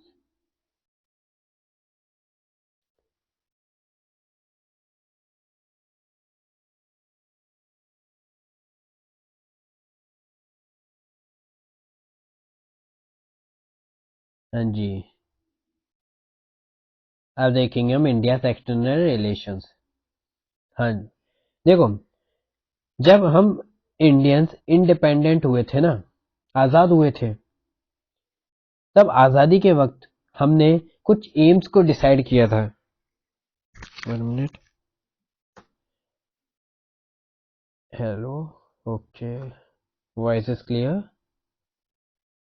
हाँ, हम इंडियंस ने कुछ एम्स को डिसाइड किया था, और वो एम्स कुछ इस तरह के थे जो कि हमें लॉन्ग टाइम और कहें तो लाइफ टाइम इंडिपेंडेंट रखने वाले थे। लाइक दैट, हम एम ऑफ इंडिया को देखें तो हम सबसे पहले फॉरेन रिलेशन बनाना चाहते थे कई सारे देशों के साथ, कई सारे बड़े देशों के साथ, जैसे कि USSR, USA, Britain, Germany, America, sorry Britain, Germany, Canada etcetera. अब हमने उनके साथ जो रिलेशन बनाना चाहते थे इन बड़े देशों के साथ, that relation is not the under of that countries. हम अंडर नहीं, मतलब अंडर नहीं रहना चाहते थे इन कंट्रीज के। लाइक दैट, कि वो चाहे जब अपने मन से अपनी है ना कुछ भी काम हमसे करा सके, that is not like that. It's not like, in the sense of sovereignty we can adopt this system, we can assume that foreign relation to maintain and making our sovereignty in worldwide, in worldwide। अब sovereignty जो संप्रभुता थी, वो संप्रभुता foreign relation के साथ रखना काफी ज्यादा प्रॉब्लम जैसी ऐसे शो हो रही थी। लेकिन कहीं ना कहीं हमारे जो पॉलिटिकल लीडर्स थे उन्होंने काफी अच्छे डिसीजंस लिए थे। टैक्टिक उनके डिसीजंस की वजह से उन्होंने इस चीज को, इस एम को अचीव किया। फिर सेकंड हम देखते हैं अचीव सिक्योरिटी। हमने देखा कि हम सिक्योरिटी को अचीव करना चाहते थे। अब सिक्योरिटी के लिए हम अपनी खुद की आर्मी बनाएंगे, खुद की पुलिस फोर्स बनाएंगे, नेवीज बनाएंगे। लेकिन ये हम इस तरह से नहीं बनाना चाहते थे कि हम फर्स्ट ऑफेंस करें। That is, it is not like we adopt this system because of our internal security from the external powers। like Pakistan बैठा हमारे वेस्ट में, हम देखेंगे तो हमारे नॉर्थ में चाइना है। तो ये जो देश है ये तो हमें बर्बाद करने पे तुले हुए हैं। तो इन देशों को रोकने के लिए, हमें इंटरनल सिक्योरिटी बनाने के लिए और साथ ही साथ में बाउंड्री सिक्योरिटी बनाने के लिए भी हमें खुद की आर्मी चाहिए। तो हमने सोचा अचीव करना सिक्योरिटी, लेकिन इस तरह से कि वो शांति, मतलब देश के अंदर शांति बना पाए और दुनिया भर में शांति को शो कर पाए। और ये सारी चीज हमने directive principle of state policy में डाली। नाउ अब इस तरह से हमने कई सारी जो स्टेट्स थी जो कि बाउंड्रीज को टच करती थी उन पे भी कहा, उनसे भी रिक्वेस्ट किया, उनको भी समझ इस चीज में कॉपरेट कराया कि वो किसी भी देश को जो भी हमारी बाउंड्री से टच करती है उसको प्रॉब्लम क्रिएट ना करके दे। नाउ जब फर्स्ट वर्ल्ड वॉर के बाद, सेकेंड वर्ल्ड वॉर के बाद सिचुएशन और ज्यादा बिगड़ी। नाउ द एक्सटर्नल अफेयर प्रफर्ड, दो तरह की महान शक्तियां उस वक्त उभरने लगी, दिखने लगी। That was known as the US USA and western countries, and another is the Soviet Union. हाँ जी, देखो अभी हमने जो अभी अभी चैप्टर पढ़ा था हमने, उसमें हमने डेवलपमेंट बेसिस को देखते हुए हमने दो पावर्स को जाना था, यूएसएसआर सोवियत यूनियन जो कि सोशलिस्ट वर्ग को अपना रही थी, और यूएसए एंड वेस्टर्न कंट्रीज जो कि लिबरल और कैपिटल को अपना रही थी। तो जब ये दो पावर्स काफी ज्यादा इंक्रीज थी तब हमने इन दोनों को ना देखते हुए अपनी खुद की एक ऐसी पावर को क्रिएट किया जो कि नॉन अलाइंड को शो करती थी कि हम कोई अलाइंड नहीं है। हम अपनी खुद की पावर ऐसी बनाएंगे जो कि कुछ ऐसे देशों के लिए होंगी जो कि काफी ज्यादा पिछड़े हैं। So we accept the policy of non aligned movement. अब इस नॉन अलाइड मूवमेंट की पॉलिसी में क्या क्या फीचर्स थे हम देख रहे थे। हार्ड अर्न सोवर्निटी, हमें सबसे पहले अपनी संप्रभुता पे काम करना है जिससे कि कोई दूसरा देश हमारे डिसीजंस को, हमारे सिक्योरिटी को, हमारे कई सारे मुद्दों को, मीन्स कई सारे थॉट्स को अपने तरह से इन्फ्लुएंस न कर पाए। इस चीज को हमने फोकस करते हुए अपनी बात को रखा नॉन अलाइड मूवमेंट में। हमने प्रोटेक्ट करने की बात करी टेरिटोरियल इंटीग्रिटी की, कि जो टेरिटरी की इंटीग्रिटी है उसको हम प्रोटेक्ट करेंगे। साथ ही साथ में हमने प्रमोट किया कि इकोनॉमिक डेवलपमेंट सॉरी, मतलब हम एक्सटर्नल तो देखेंगे, साथ ही साथ में हम अपना खुद का डेवलपमेंट भी करेंगे, जो कि हमारे देश को तरक्की की तरफ ले जाएगा। हमारा देश आगे सुपर पावर्स में कन्वर्ट होना चालू होगा। नाउ ये सारे फीचर्स थे नॉन एलाइड मूवमेंट पॉलिसी में। अब इस वक्त जो ये सब कुछ हो रहा था, उस वक्त में हम देखते हैं यूएसए जो नाटो बना के बैठा हुआ था वेस्टर्न यूरोप में, और उसी अपोजिट में यूएसएसआर जो कि वॉर्सो पैक्ट को अपना बना के बैठा हुआ था। इस एग्रीमेंट के तहत में जैसे कि यूएसए ने नाटो को अपने अंडर में ले रखा था, ऐसे यूएसएसआर ने वॉर्सो पैक्ट में साइन करे गए डिफरेंट कंट्रीज को अपने अंडर में लेकर के उनको लीड कर रहा था। कौन? यूएसएसआर। नाउ इंसिडेंट इसका ये बना कि 1956 में जो ये टेंशन बनेगी, उससे टेंशन से ये तो वाजिब है कि ऑफेंस क्रिएट होगा। तो ये ऑफेंस कैसे कैसे हुआ? ये ऑफेंस हुआ 1956 में। ब्रिटेन ने अटैक कर दिया इजिप्ट पे। आपने ध्यान होगा, आपको इजिप्ट का जो इलाका है उसमें हम देखते हैं एक छोटी सी कैनाल जा रही है, जो हमारी हम देखते हैं मेडिटेरियन सी अरब सागर की तरफ जो मिलता है, उस जगह पर एक कैनाल है, उसको हम कहते हैं Swiss canal. Now Swiss canal issue पर ब्रिटेन ने अटैक किया इजिप्ट पे, क्योंकि इस इशू में ब्रिटेन कहता था कि जो स्विस कैनाल है वो ब्रिटेन की है, क्योंकि ब्रिटेन इजिप्ट एक वक्त में ब्रिटेन की कॉलोनी होता था, इसलिए स्विस कैनाल को ब्रिटेन ब्रिटेन की प्रॉपर्टी माना जाएगा। लेकिन इजिप्ट कहता था कि ये हमारे पास है, हमारे एक नॉटिकल 12 नॉटिकल माइल्स में आती है, इसलिए ये हमारी है। इसलिए ये इशू हुआ और इसके इशू की वजह से इजिप्ट पे अटैक किया ब्रिटेन ने 1956 में। अगेन इन 1956 यूएसएसआर ने हंगरी पे इन्वेंट किया, हंगरी पे अपना कब्जा किया और हंगरी पे अटैक किया। नाउ अब होता क्या है, इन दोनों के बावजूद हम देखते कि हम पॉलिसी बनाए, साथ ही साथ में प्लान्ड इकोनॉमिक डेवलपमेंट को काम में लेकर आ रहे हैं देश के अंदर, इंडिया के अंदर, और एडॉप्ट कर रहे हैं planned economic development in 1952। That was the 1951 that was the 5 year plan. ठीक है, अब ये सारी चीज तो एक्सटर्नल मैटर पे हो रही है। अब हम देखेंगे एक यूनिटी कैसे बनती है। अफ्रीका और एशिया की यूनिटी बनती है। एशिया को लीड करने वाला उस वक्त में देश था इंडिया, और अफ्रीका में कई सारे ऐसे देश थे जिनको जरूरत थी, जिनको नीड थी इंडिया की। तो इंडिया के नॉन अलाइंड मूवमेंट जो पावर थी उस वक्त ने उसने उस पावर ने कई सारे देशों की हेल्प की। लाइक उसने अपोज किया रेसिज्म का।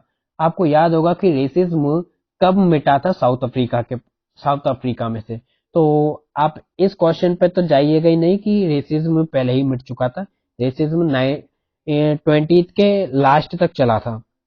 नाउ अपोज किया था इंडिया ने रेसिज्म के ऊपर, और स्पेशली अपार्थाइड, और हेल्प की थी इंडोनेशिया की कि वो फ्री हो सके। 1949 में इंटरनेशनल कॉन्फ्रेंस के द्वारा इंडोनेशिया को आजादी मिली थी 1949 में, बिकॉज इंटरनेशनल कॉन्फ्रेंस में इंडिया ने मुद्दा उठाया था कि हर देश को इंडिपेंडेंट होने का हक है। तो ब्रिटेन, डेनमार्क और कई सारे ऐसे देश जो कि अपनी कॉलोनीज बना के बैठे, इनको अपनी जगह से इनको उस जगह को छोड़कर जाना पड़ेगा। Now India was organised Afro Asian conference. India ने पहली एफ्रो एशियन कॉन्फ्रेंस को ऑर्गेनाइज किया, जो कि हेल्ड हुई थी इंडोनेशिया में, क्योंकि इंडोनेशिया में 1949 को हमें आजादी मिल रही थी। और इंडोनेशिया में अब आप कहोगे कि हमें नॉन एलाइड मूवमेंट जैसी कुछ संस्था बनाई, कोई पॉलिसी निकाले, कोई पावर क्रिएट हुई है जो कि यूएसएसआर यूएसए के अपोजिट है, तो हम उसके लिए बात करेंगे। और वो बात कहाँ पे होगी? वो बात किसी स्टेज पर होगी। तो वो स्टेज कहाँ पे? वो स्टेज हमने बनाई इंडोनेशिया के अंदर इन 1955, नोन एज द बैंडक जगह पर इंडोनेशिया के अंदर, जिसका नाम पड़ा बैंडक कॉन्फ्रेंस। ठीक है, बैंडक कॉन्फ्रेंस के नाम पे हमने ये जगह बनाई। अब नॉन एलाइड मूवमेंट में कुछ देश थे, जैसे कि हम देखते हैं इजिप्ट, और भी ऐसे जैसे कि ओमन, ऐसे कुछ देश थे जो कि मिल चुके थे। नाउ अब हम फर्स्ट कॉन्फ्रेंस को देखते हैं नॉन एलाइड मूवमेंट की, जो कि हुई थी 1961 में 1961 फर्स्ट कॉन्फ्रेंस होती है नॉन एलाइड मूवमेंट की बेलग्रेड सर्बिया के अंदर, सर्बिया बेलग्रेड के अंदर फर्स्ट कॉन्फ्रेंस हुई। ठीक है, इस तरह से हमने इंडिया और एशिया मींस एशिया और अफ्रीका के बीच में यूनिटी बनाई।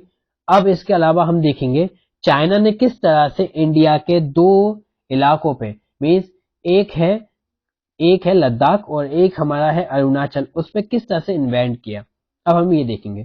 तो हम देखते हैं सबसे पहले हमारा जो एक रिलेशन था चाइना से, दैट वाज नॉट बिटर, वो कोई खट्टा नहीं था, वो कोई बेकार नहीं था। उस वक्त में हम कह सकते थे कि हमारे नेहरू जी जो पीएम थे उन्होंने एक स्लोगन भी दिया दैट हिंदू चीनी भाई भाई। अब ये रेवोल्यूशन हुआ था, देखो रेवोल्यूशन हुआ 1949 में। अब उस रेवोल्यूशन के बाद हम पंचशील समझौता को देखते हैं जो कि 5 प्रिंसिपल ऑफ पीसफुल कोएग्जिस्टेंस को मानता है इंडिया एंड चाइना के बीच में। इंडिया और चाइना इस पंचशील समझौते पे साइन करते हैं और 29 अप्रैल 1954 में नेहरू जी जोउ एनलाई से मिलने जाते हैं और उनके साथ अपनी बात को कहते हुए कहते हैं हिंदू चीनी भाई भाई। नाउ सेकंड बात इसमें बनती है कि उसी वक्त में हम देखते हैं कि जो चाइना है वो एनेक्ट कर लेता है, कब्जा कर लेता है चाइना तिब्बत के अंदर 1950 में। अब 1950 में कब्जा कर लिया, अब इंडिया उस वक्त बोल तो सकता नहीं है कुछ क्योंकि चाइना इंडिया का दोस्त बन चुका है, लेकिन चुप भी नहीं रह सकता इंडिया। इसलिए सप्रेशन ऑफ तिब्बतियन कल्चर, जब सप्रेशन हुआ तिब्बतियन कल्चर का, तो जो दलाई लामा था जो कि हेड ऑफ द कल्चर कह जाते हैं, जैसे कि हम देखते थे अभी तक इस्लाम कल्चर के हेड को हम देखते थे जो कि ईरान में रहते थे उस वक्त में, उनका नाम था मे बी खलीफा, हाँ खलीफा। उसी तरह से जो बुद्ध कल्चर को बचाने वाले थे तिब्बत में, उनका नाम था दलाई लामा। जो वहां के तिब्बत के कल्चर को रिप्रेजेंट करने वाले इंसान थे, उनका नाम था, उनको बोला जाता था, उनकी एक पोस्ट थी जिसका नाम था दलाई लामा। तो दलाई लामा जो थे वो इंडिया की तरफ आए 1959 में। उन्होंने रिक्वेस्ट करी इंडिया से कि वो उन्हें बचाए, लेकिन जैसे कि चाइना दलाई लामा के पीछे तो पड़ेंगे क्योंकि दलाई लामा जब तक सही है, जब तक जीवित है, जब तक कोई भी तिब्बत पे पूरा कब्जा नहीं कर सकता। कहते हैं ना, अगर किंग नहीं हारा तब तक देश नहीं हारा। तो उसी तरह से दलाई लामा उस वक्त में भारत के अंदर आ गए थे। इसी वजह से जब भारत ने दलाई लामा को एक्सेप्ट किया तो चाइना ने अटैक किया भारत के अंदर। अब चाइना बोलने लगा कि भारत ने दलाई लामा को एक्सेप्ट किया है, तो अब मतलब चाइना के अपोज में खड़ा चुका है भारत। अब इसके बाद हम देखते हैं, इससे पहले भी थोड़ी सी हमने मतलब थोड़ी सी दिक्कतें देखी थी बाउंड्री डिस्प्यूट को लेकर के इंडिया और चाइना के बीच में 1957 और 59 के बीच में। अब इससे शुरू होती है अक्साई चीन की एनेक्स, जो कि चाइना ने की थी लद्दाख के अंदर अक्साई चीन पे कब्जा कर लिया। और स्ट्रेटेजिक वर्क किया गया था रोड का, रोड बनवाने लग गया था आसपास में तिब्बत से लेकर के पाकिस्तान की तरफ, जिससे कि उस कॉरिडोर की वजह से इंडिया के लद्दाख और जम्मू कश्मीर के हिस्से को भी अपने कब्जे में ले सके। साथ ही साथ में वो क्लेम करने लगा कुछ हिस्सा जो कि नेफा का था। नेफा उस वक्त का नॉर्थ ईस्ट फ्रंटियर प्रोविंस, ये हिस्से को भी क्लेम करने लगा कौन, चाइना, कि जो नेफा है उसका भी कुछ हिस्सा हमारा है, क्योंकि वो हिस्सा किसका पार्ट था, तिब्बत का, और तिब्बत चाइना का हिस्सा है, तो जो नेफा का हिस्सा है वो भी चाइना का हिस्सा है। नाउ अभी तक चाइना के ये एक्टिविटीज हो रही थी। नाउ हम देखेंगे कि चाइना ने इन्वेजन कैसे किया, उसने कैसे आक्रामक तरीकों को अपनाया। इन अक्टूबर 1962 में सबसे पहले चाइना ने अटैक किया, जो कि अरुणाचल प्रदेश के कुछ हिस्सों को अपने कब्जे में ले लिया। हमने देखा अक्टूबर 1962 1 वीक अटैक चला था जिसमें कैप्चर कर लिया था कुछ important region of Arunachal Pradesh by the China. China ने अपने कब्जे में ले लिया कुछ हिस्सा अरुणाचल प्रदेश का। साथ ही साथ में इन अक्टूबर के बाद नवंबर में फिर से अटैक किया चाइना ने सॉरी। नवंबर में 1962 में जब चाइना ने अटैक किया तो इंडिया ने ब्लॉक कर दिया था चाइना का वेस्ट ऑफ लद्दाख से। वेस्ट ऑफ लद्दाख से इंडिया ने ब्लॉक कर दिया चाइना का रास्ता। लेकिन कहीं ना कहीं इंडिया की जो आर्मी थी बहुत ही ज्यादा कम थी, उसके रिसोर्स भी कम थे, उसके मशीनरीज भी काफी ज्यादा ओल्ड फैशन थी। इसी वजह से जब चाइना देख रहा था कि इंडिया लद्दाख की तरफ खड़ा है, तो हम देखते हैं कि चाइना हमारे नेपा के इलाके में एंटर होता है और अरुणाचल प्रदेश को पार करते हुए असम प्लान्स तक पहुंच जाता है। जो असम के प्लान्स है, जो धरातलीय जमीन है, जिस जगह पे हम पेड़ पौधों को उगाते हैं, क्रॉप्स को उगाते हैं, उस जगह पर एंटर कर जाता है। उस जगह के कुछ हिस्से को अपना कंट्रोल लेकर के फिर वहां से वापस उल्टा चला जाता है। नाउ ये सिचुएशन हमने चाइना की देखी। लेकिन अब चाइना के बाद पाकिस्तान देखता है कि ये एक गोल्डन अपॉर्चुनिटी है for them to capture some part of the Indian territories. तो पाकिस्तान भी इस गोल्डन अपॉर्चुनिटी को देखते हुए प्रॉक्सी वॉर करता है, मतलब बार बार वॉर करता है। एक कुछ जगह कुछ बार वो वॉर्स कश्मीर इशू पे होती हैं, जैसे कि कश्मीर इशू हुआ, issue was checked by UN council too. इस इशू को, जो कश्मीर इशू था, उसको चेक किया यूएन काउंसिल ने कि क्या ये हिस्सा इंडिया का है और क्या ये हिस्सा पाकिस्तान का है। इस चीज को यूएन काउंसिल ने अडॉप्ट किया और इस पर डिटेल्स को चेक किया। नाउ जब पाकिस्तान को हरा दिया था हमने प्रॉक्सी वॉर्स में, छोटी छोटी ये वॉर्स हो रही थी पाकिस्तान के साथ, इसमें तब हम देखते हैं कि पाकिस्तान चला जाता है यूएन काउंसिल के पास। यूएन काउंसिल बात करता है, टॉक विद पाकिस्तान, बात करता है पाकिस्तान से। और इस वजह से यूएन काउंसिल जो है वो पाकिस्तान को वार्न करता है कि हम तुम्हारी मदद तभी करेंगे जब तुम जो जो फीमेल्स हैं, जिनको तुमने किडनैप किया है, एबडक्ट किया है, उनको उनके घर वापस भेज दोगे। साथ ही साथ में तुम इंडस वाटर ट्रीटी पे, जो कि वर्ल्ड बैंक ने बनाई थी इंडिया पाकिस्तान के बीच, उस पर साइन करोगे, उसको अप्लाई करोगे, एनफोर्स करोगे। इस चीज के ऊपर पाकिस्तान बात करता है यूएन काउंसिल से।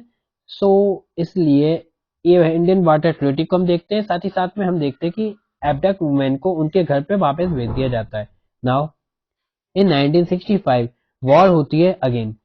1962 में चाइना ने अटैक किया था, इन्वेंशन किया था। 1965 में मुंह उठा के पाकिस्तान आ जाता है, कहते हुए कि अब मौका अच्छा है, golden opportunity to annex the part of Indian territory without any problem, but it is a bigger mistake of them.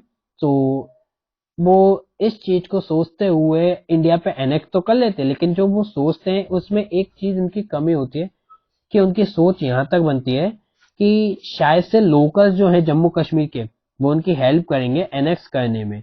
लेकिन जब वो रण ऑफ कच्छ और जम्मू कश्मीर के अंदर एंटर करते हैं और एंटर करने के बाद लोकल्स उनकी मदद नहीं करते, तो उनको काफी ज्यादा प्रॉब्लम्स होती है। नाउ लाल बहादुर शास्त्री जो उस वक्त के पीएम थे at 1965, they getting the offensive action, और उनके ऑफेंसिव एक्शन की वजह से उन्हें काउंटर ऑफेंसिव जब किया पंजाब बॉर्डर से, तो वो एंटर हो गए थे पंजाब बॉर्डर की वजह से लाहौर में। वो पंजाब बॉर्डर से लाहौर के अंदर एंटर हो गए थे और लाहौर के अंदर एंटर होकर के जो इंडियन आर्मी थी उसने लाहौर के कई हिस्सों पे अपना कब्जा कर लिया। तब पाकिस्तान डर के मारे, डर की वजह से भाग गया था यूएन काउंसिल के पास। यूएन काउंसिल ने इस चीज को समझ करके इस यूएन काउंसिल ने मुद्दे को समझ करके भारत को पर दबाव बनाना चालू किया। लेकिन भारत पर जो दबाव बना रही थी यूएसए, जिस तरीके से वो तरीका लाल बहादुर शास्त्री को बिल्कुल भी पसंद ना आया। इसलिए लाल बहादुर शास्त्री ने कह दिया था यूएसए से कि आप जो भी हमें प्रोडक्ट्स भेजते हैं हमें उसकी कोई जरूरत नहीं है, क्योंकि उस वक्त में जो ब्राउन्ड ब्राउन्ड व्हीट था जो कि हमें भेजा जाता था अमेरिका के द्वारा, उस पर रोक लगाने की बात करी थी अमेरिका ने। लेकिन हमने उसकी बात को नहीं माना और हमने कह दिया कि हम लाहौर के उन इलाकों को नहीं छोड़ेंगे, चाहे आप कुछ भी कर लें। लेकिन जब यूएसएसआर, जिसे हम अपने दोस्त समझते थे, यूएसएसआर ने जब हम उसे कहा, तो हम उसके कहने पर ताशकंद हमारे लाल बहादुर शास्त्री गए और उन्होंने ताशकंद एग्रीमेंट पे साइन किया और जनवरी 1966 में ताशकंद समझौता हुआ।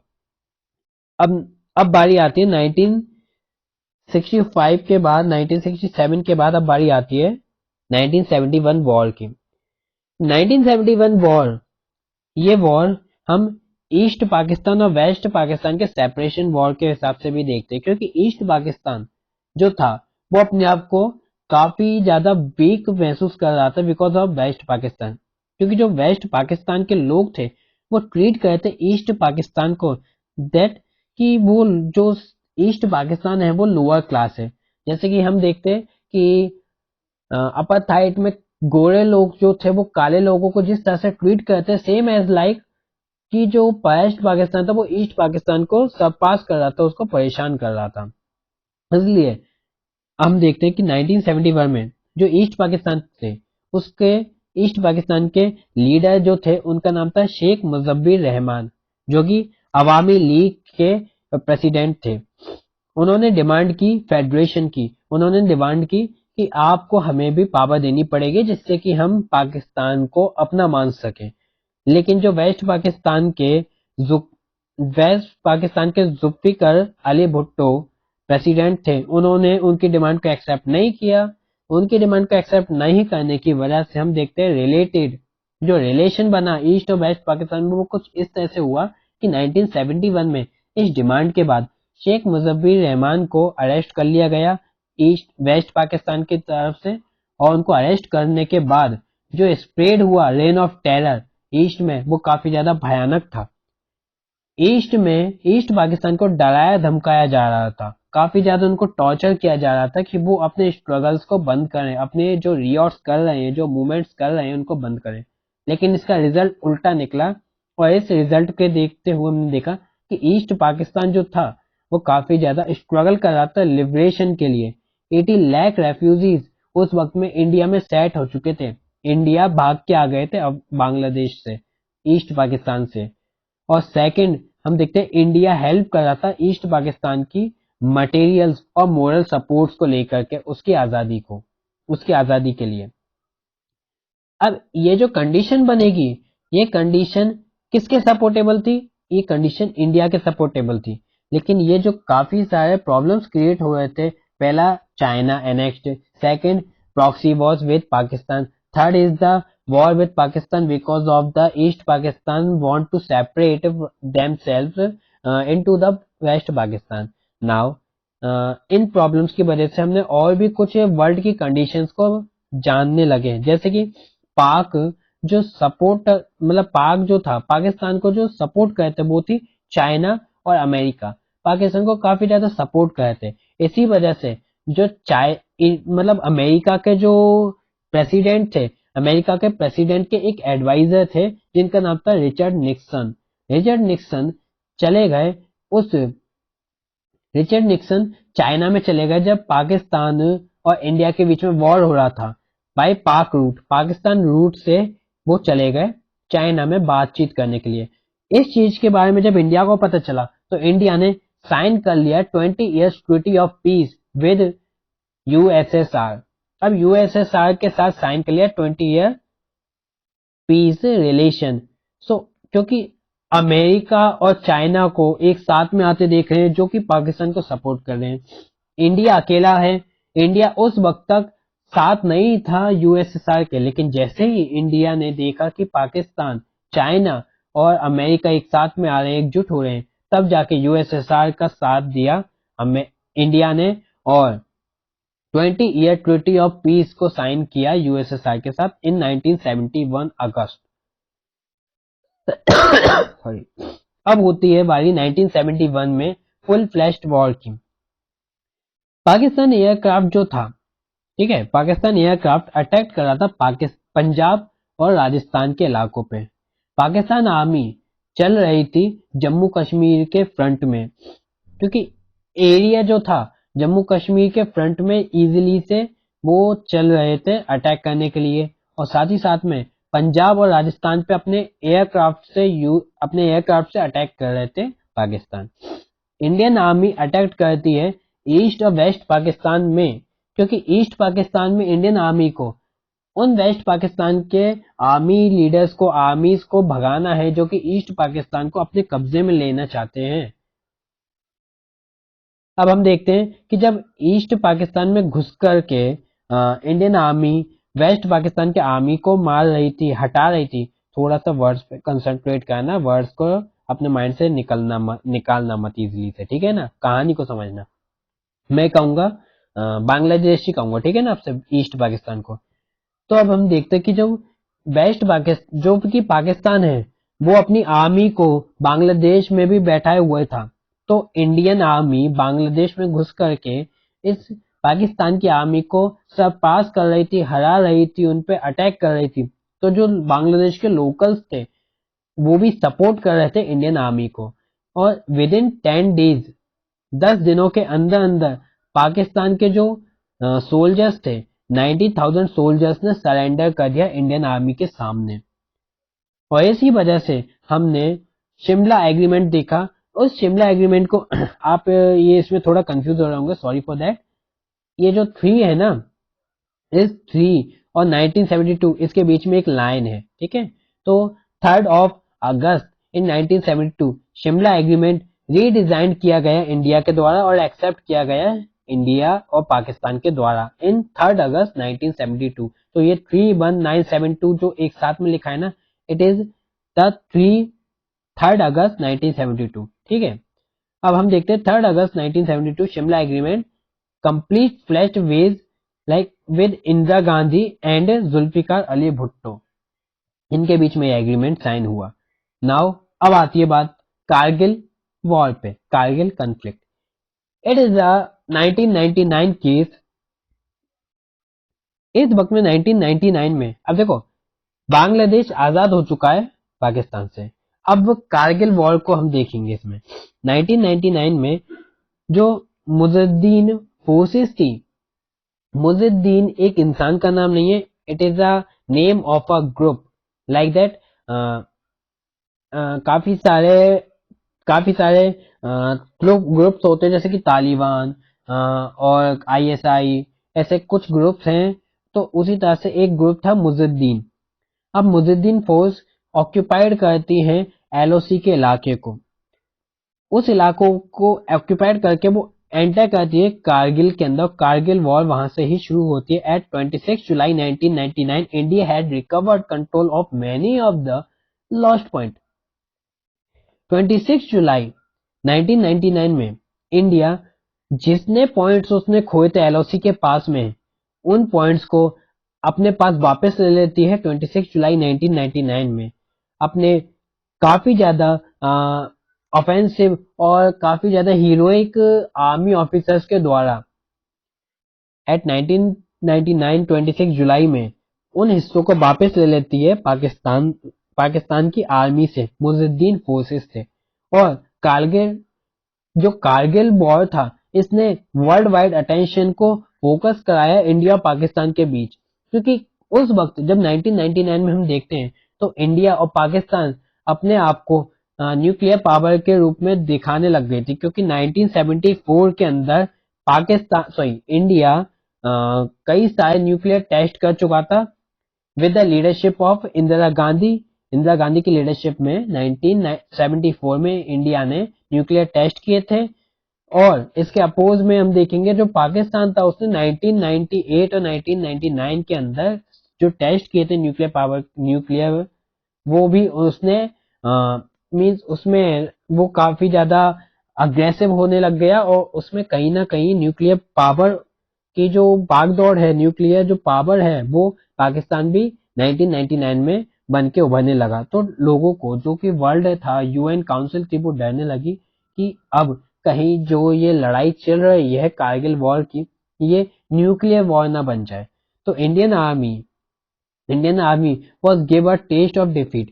लेकिन जब ये न्यूक्लियर वॉर नहीं बनी तो हम देखते हैं कि इंडियन आर्मी जो थी, इंडियन आर्मी ने परवेज मुजफ्फर की जो फोर्स थी, जिसे हम मुजाहिदीन फोर्सेस के नाम से जानते हैं, उस फोर्स को मुंह तोड़ जवाब दिया और उसको वापस भगा दिया। उनके जो आर्मी के ऑफिसर्स थे उनको मार डाला, उनको खत्म कर दिया उस एलओसी के इलाकों पर, ठीक है। यहाँ पे हमारी खत्म हुई वॉर्स के बारे में बात। अब ये लास्ट टॉपिक है, it is the last topic of all the book, whole the book, ठीक है ना, that known as the 5 year plans after war. War हो गई, कई सारी वॉर्स हो गई, लेकिन इन वॉर्स के बाद जो प्लान्स आएंगे उनकी रूपरेखा क्या होगी, उनके टाइप्स क्या होंगे। अब क्या एग्रीकल्चर को बढ़ाने के लिए प्लान्स आएंगे, या इंडस्ट्रीज को बढ़ाने के लिए आएंगे, या फिर कुछ और। अब हम देखते हैं, हम चाइना से हार गए, पाकिस्तान ने 2 बार अटैक किया, हम देखते हैं कई सारे हमारे दोस्त जो देश थे उनको हमारी जरूरत पड़ी। तो अब हम क्या करेंगे, हम अपने आप को बचाने के लिए हम जो प्रोडक्ट्स थे लाइक दैट, हम जो इक्विपमेंट्स है उनको बेटर करेंगे, उनको इनोवेट करेंगे, साथ ही साथ में हम नए इक्विपमेंट्स को डिजाइन करेंगे। तो हम देखेंगे conflict with neighbours Daryl the 5 year plans, कहीं ना कहीं इफेक्ट करते हैं 5 ईयर प्लान्स को। जो यूजेस ऑफ रिसोर्सेज थे वो हमारे पास काफी ज्यादा स्कार्स थे, काफी ज्यादा कम थे। तो हमने मिलिट्री मॉडर्नाइजेशन चालू किया 1962 के बाद, जिसकी वजह से हमने मिलिट्री में बढ़ावा किया, मिलिट्री में जो हमारे मिलिट्रीज थी हमारी उसको इंक्रीज किया। साथ ही साथ में हमने मिलिट्री मॉडर्नाइजेशन ड्राइव को भी अपनाया, जिसमें हमने 2 तरफ से काम किया। हमने डिपार्टमेंट ऑफ डिफेंस प्रोडक्शन बनाया, जो कि डिफेंस के लिए इक्विपमेंट्स को प्रोडक्ट करेगा, और हमने दूसरा बनाया डिपार्टमेंट ऑफ डिफेंस सप्लाईज, कि जो वक्त पे सप्लाईज करेगा इन इक्विपमेंट्स की। इन तरह से हमने मिलिट्री को मॉडर्नाइज किया, साथ ही साथ में हमने ज्यादा भर्तियां कराई। ठीक है, ये हमने किए थे 5 ईयर प्लान्स में changes. Now Indian nuclear policy. अब इंडियन न्यूक्लियर पॉलिसी जो थी वो किस बात को मानती थी। आप लोग अगर इस 12th क्लास में आप लोग सोचोगे तो आपके दिमाग में सिर्फ यही आएगा कि nuclear policy means atom bomb, means Wars. लेकिन असलियत में न्यूक्लियर पॉलिसी, न्यूक्लियर जो बॉम्ब्स हैं, ये सिर्फ हमें लड़ाई करना नहीं सिखाते, ये हमें ऐसी एनर्जी को बनाना भी सिखाते हैं जो कहीं ना कहीं देश में पेट्रोल की खपत को कम करेगी, पेट्रोल को पेट्रोल को इंपोर्ट कराना कम कराएगी। तो जो न्यूक्लियर पॉलिसी है वो हमने इसलिए बनाई क्योंकि हम चाहते थे कि हमारे देश के अंदर जो गाड़ियां हैं, जो कई सारे हमारे वॉर टैंक्स हैं, कई कई बड़े बड़े हमारे ट्रक्स हैं, उनमें हम इस न्यूक्लियर पावर का यूज करके बिना पेट्रोल के इनको चला सकें। तो 1974 के पहले हमारी क्या कंडीशन थी, 1974 जब हमने न्यूक्लियर टेस्ट किए उससे पहले हमारी क्या कंडीशन थी बिफोर टेस्ट। हम देखते थे जो यूएन काउंसिल थी वो किसकी बनाई हुई स्पेशल थी, वो थी एलाइड फोर्सेस की बनाई हुई। एलाइड फोर्सेस में हम वेस्टर्न पार्ट को काफी ज्यादा डोमिनेट देखते हैं, लाइक अमेरिका, ब्रिटेन, इनको। अब इन कुछ देशों ने चाइना के साथ, चाइना, अमेरिका, ब्रिटेन, रशिया, इन देशों ने अपना खुद का न्यूक्लियर पावर अपने आप को बना लिया था। लेकिन इनको डर था कि कोई और देश जैसे कि इंडिया, जैसे कि जर्मनी अब उभर कर नहीं आए और इन देशों को जो कि न्यूक्लियर पावर बन गए हैं इनको डराए। तो ये लाइफ टाइम डोमिनेट करना चाहते थे और सब कंट्रीज को, इसलिए इन्होंने न्यूक्लियर पावर बनने पर बैन लगा दी कि अब से न्यूक्लियर टेस्ट कोई नहीं करेगा। लेकिन इंडिया ने अपोज किया इंटरनेशनल ट्रीटी को, इस ट्रीटी को अपोज किया इंडिया ने। इस ट्रीटी का नाम था एनपीटी, नॉन प्रोलिफरेशन ट्रीटी 1995। 1995 में नॉन प्रोलिफरेशन ट्रीटी को अपोज किया इंडिया ने। 1974 में हमने टेस्ट किए, उस वक्त में कोई दिक्कत नहीं हुई, लेकिन हम सफल नहीं थे। लेकिन जब हम सफल होते दिखते हैं तब हमको रोकते हुए यूएन काउंसिल अपना दाव खेलता है, टैक्टिक पोजीशन को अपनाता है। नाउ अब कंडीशन इसकी ये बनी थी न्यूक्लियर पावर की, क्योंकि हमने देखा था अरब और इजराइल के बीच में जो लड़ाई थी 1973 में, इस 1973 की लड़ाई ने जो प्राइजेस हैं ऑयल्स के, क्रूड ऑयल के, पेट्रोल के, वो प्राइस काफी ज्यादा शेक्ड कर दिए, प्राइस बहुत ज्यादा बढ़ चुके थे। अब उसके बढ़ने की वजह से इंडिया इकोनॉमिक टर्मोइल आ गया, क्योंकि कई सारे ट्रैवलिंग ट्रैवलिंग हम किससे करेंगे, हम गाड़ियों से करेंगे, which is use the petrol, वो पेट्रोल यूज करेंगे, क्रूड ऑयल को यूज करेंगे। तो हमारे पास तो इनकी कमी आ गई, हम मशीन्स को कैसे चलाएंगे? पेट्रोल से चलाएंगे। तेल का भाव बढ़ गया तो हमारे पास ये खरीदना कम हो गया ना, तो हमारी इकोनॉमिक कंडीशन बिगड़ने लगी। इस वजह से आफ्टर टेस्ट हम देखते हैं सॉरी इसलिए हमने न्यूक्लियर टेस्ट कराए। लेकिन जब आफ्टर टेस्ट हमारा काम हुआ तो हम 1998 में इंडिया ने सीरीज ऑफ न्यूक्लियर टेस्ट किए without UN acceptance. UN acceptance नहीं मिली, लेकिन हमने न्यूक्लियर टेस्ट को बार बार किया। उस न्यूक्लियर टेस्ट की वजह से जब हमने को देखते हुए पाकिस्तान ने भी अपने आप को बढ़ावा दिया और अपने आप में न्यूक्लियर टेस्ट किए, और उसी वजह से 1998 में इंडिया न्यूक्लियर पावर बना और 1999 में पाकिस्तान न्यूक्लियर पावर बना। और जो यूएन काउंसिल थी उसने सैंक्शन लगा दिया इंडिया पाकिस्तान पर, दोनों पर। ठीक है, तो यहाँ पे अपना ये चैप्टर भी होता है दी एंड। उम्मीद है कि आपको ये चैप्टर पसंद आया हो। तो हमारा कंप्लीट हो जाता है यहीं पर आकर के बुक। हमने 9 चैप्टर्स इस पूरी बुक के पढ़े हैं, ठीक है ना। हमने सारे चैप्टर्स को पढ़ते हुए उनके प्रोस्पेक्टस, उनकी आइडियोलॉजीज, उनके वर्क, इस पर ध्यान दिया है। हमने इंडियन कंटेक्स्ट में challenge of nation building, era of one party dominance, challenge of restoration of Congress system, crisis of democratic orders, regional aspirations, recent developments in Indian politics and rise to popular movement, ये सारे chapter हमने Indian context में पढ़े कि political situation, political circumstances जो कि बन रहे थे देश के अंदर वो क्या थे।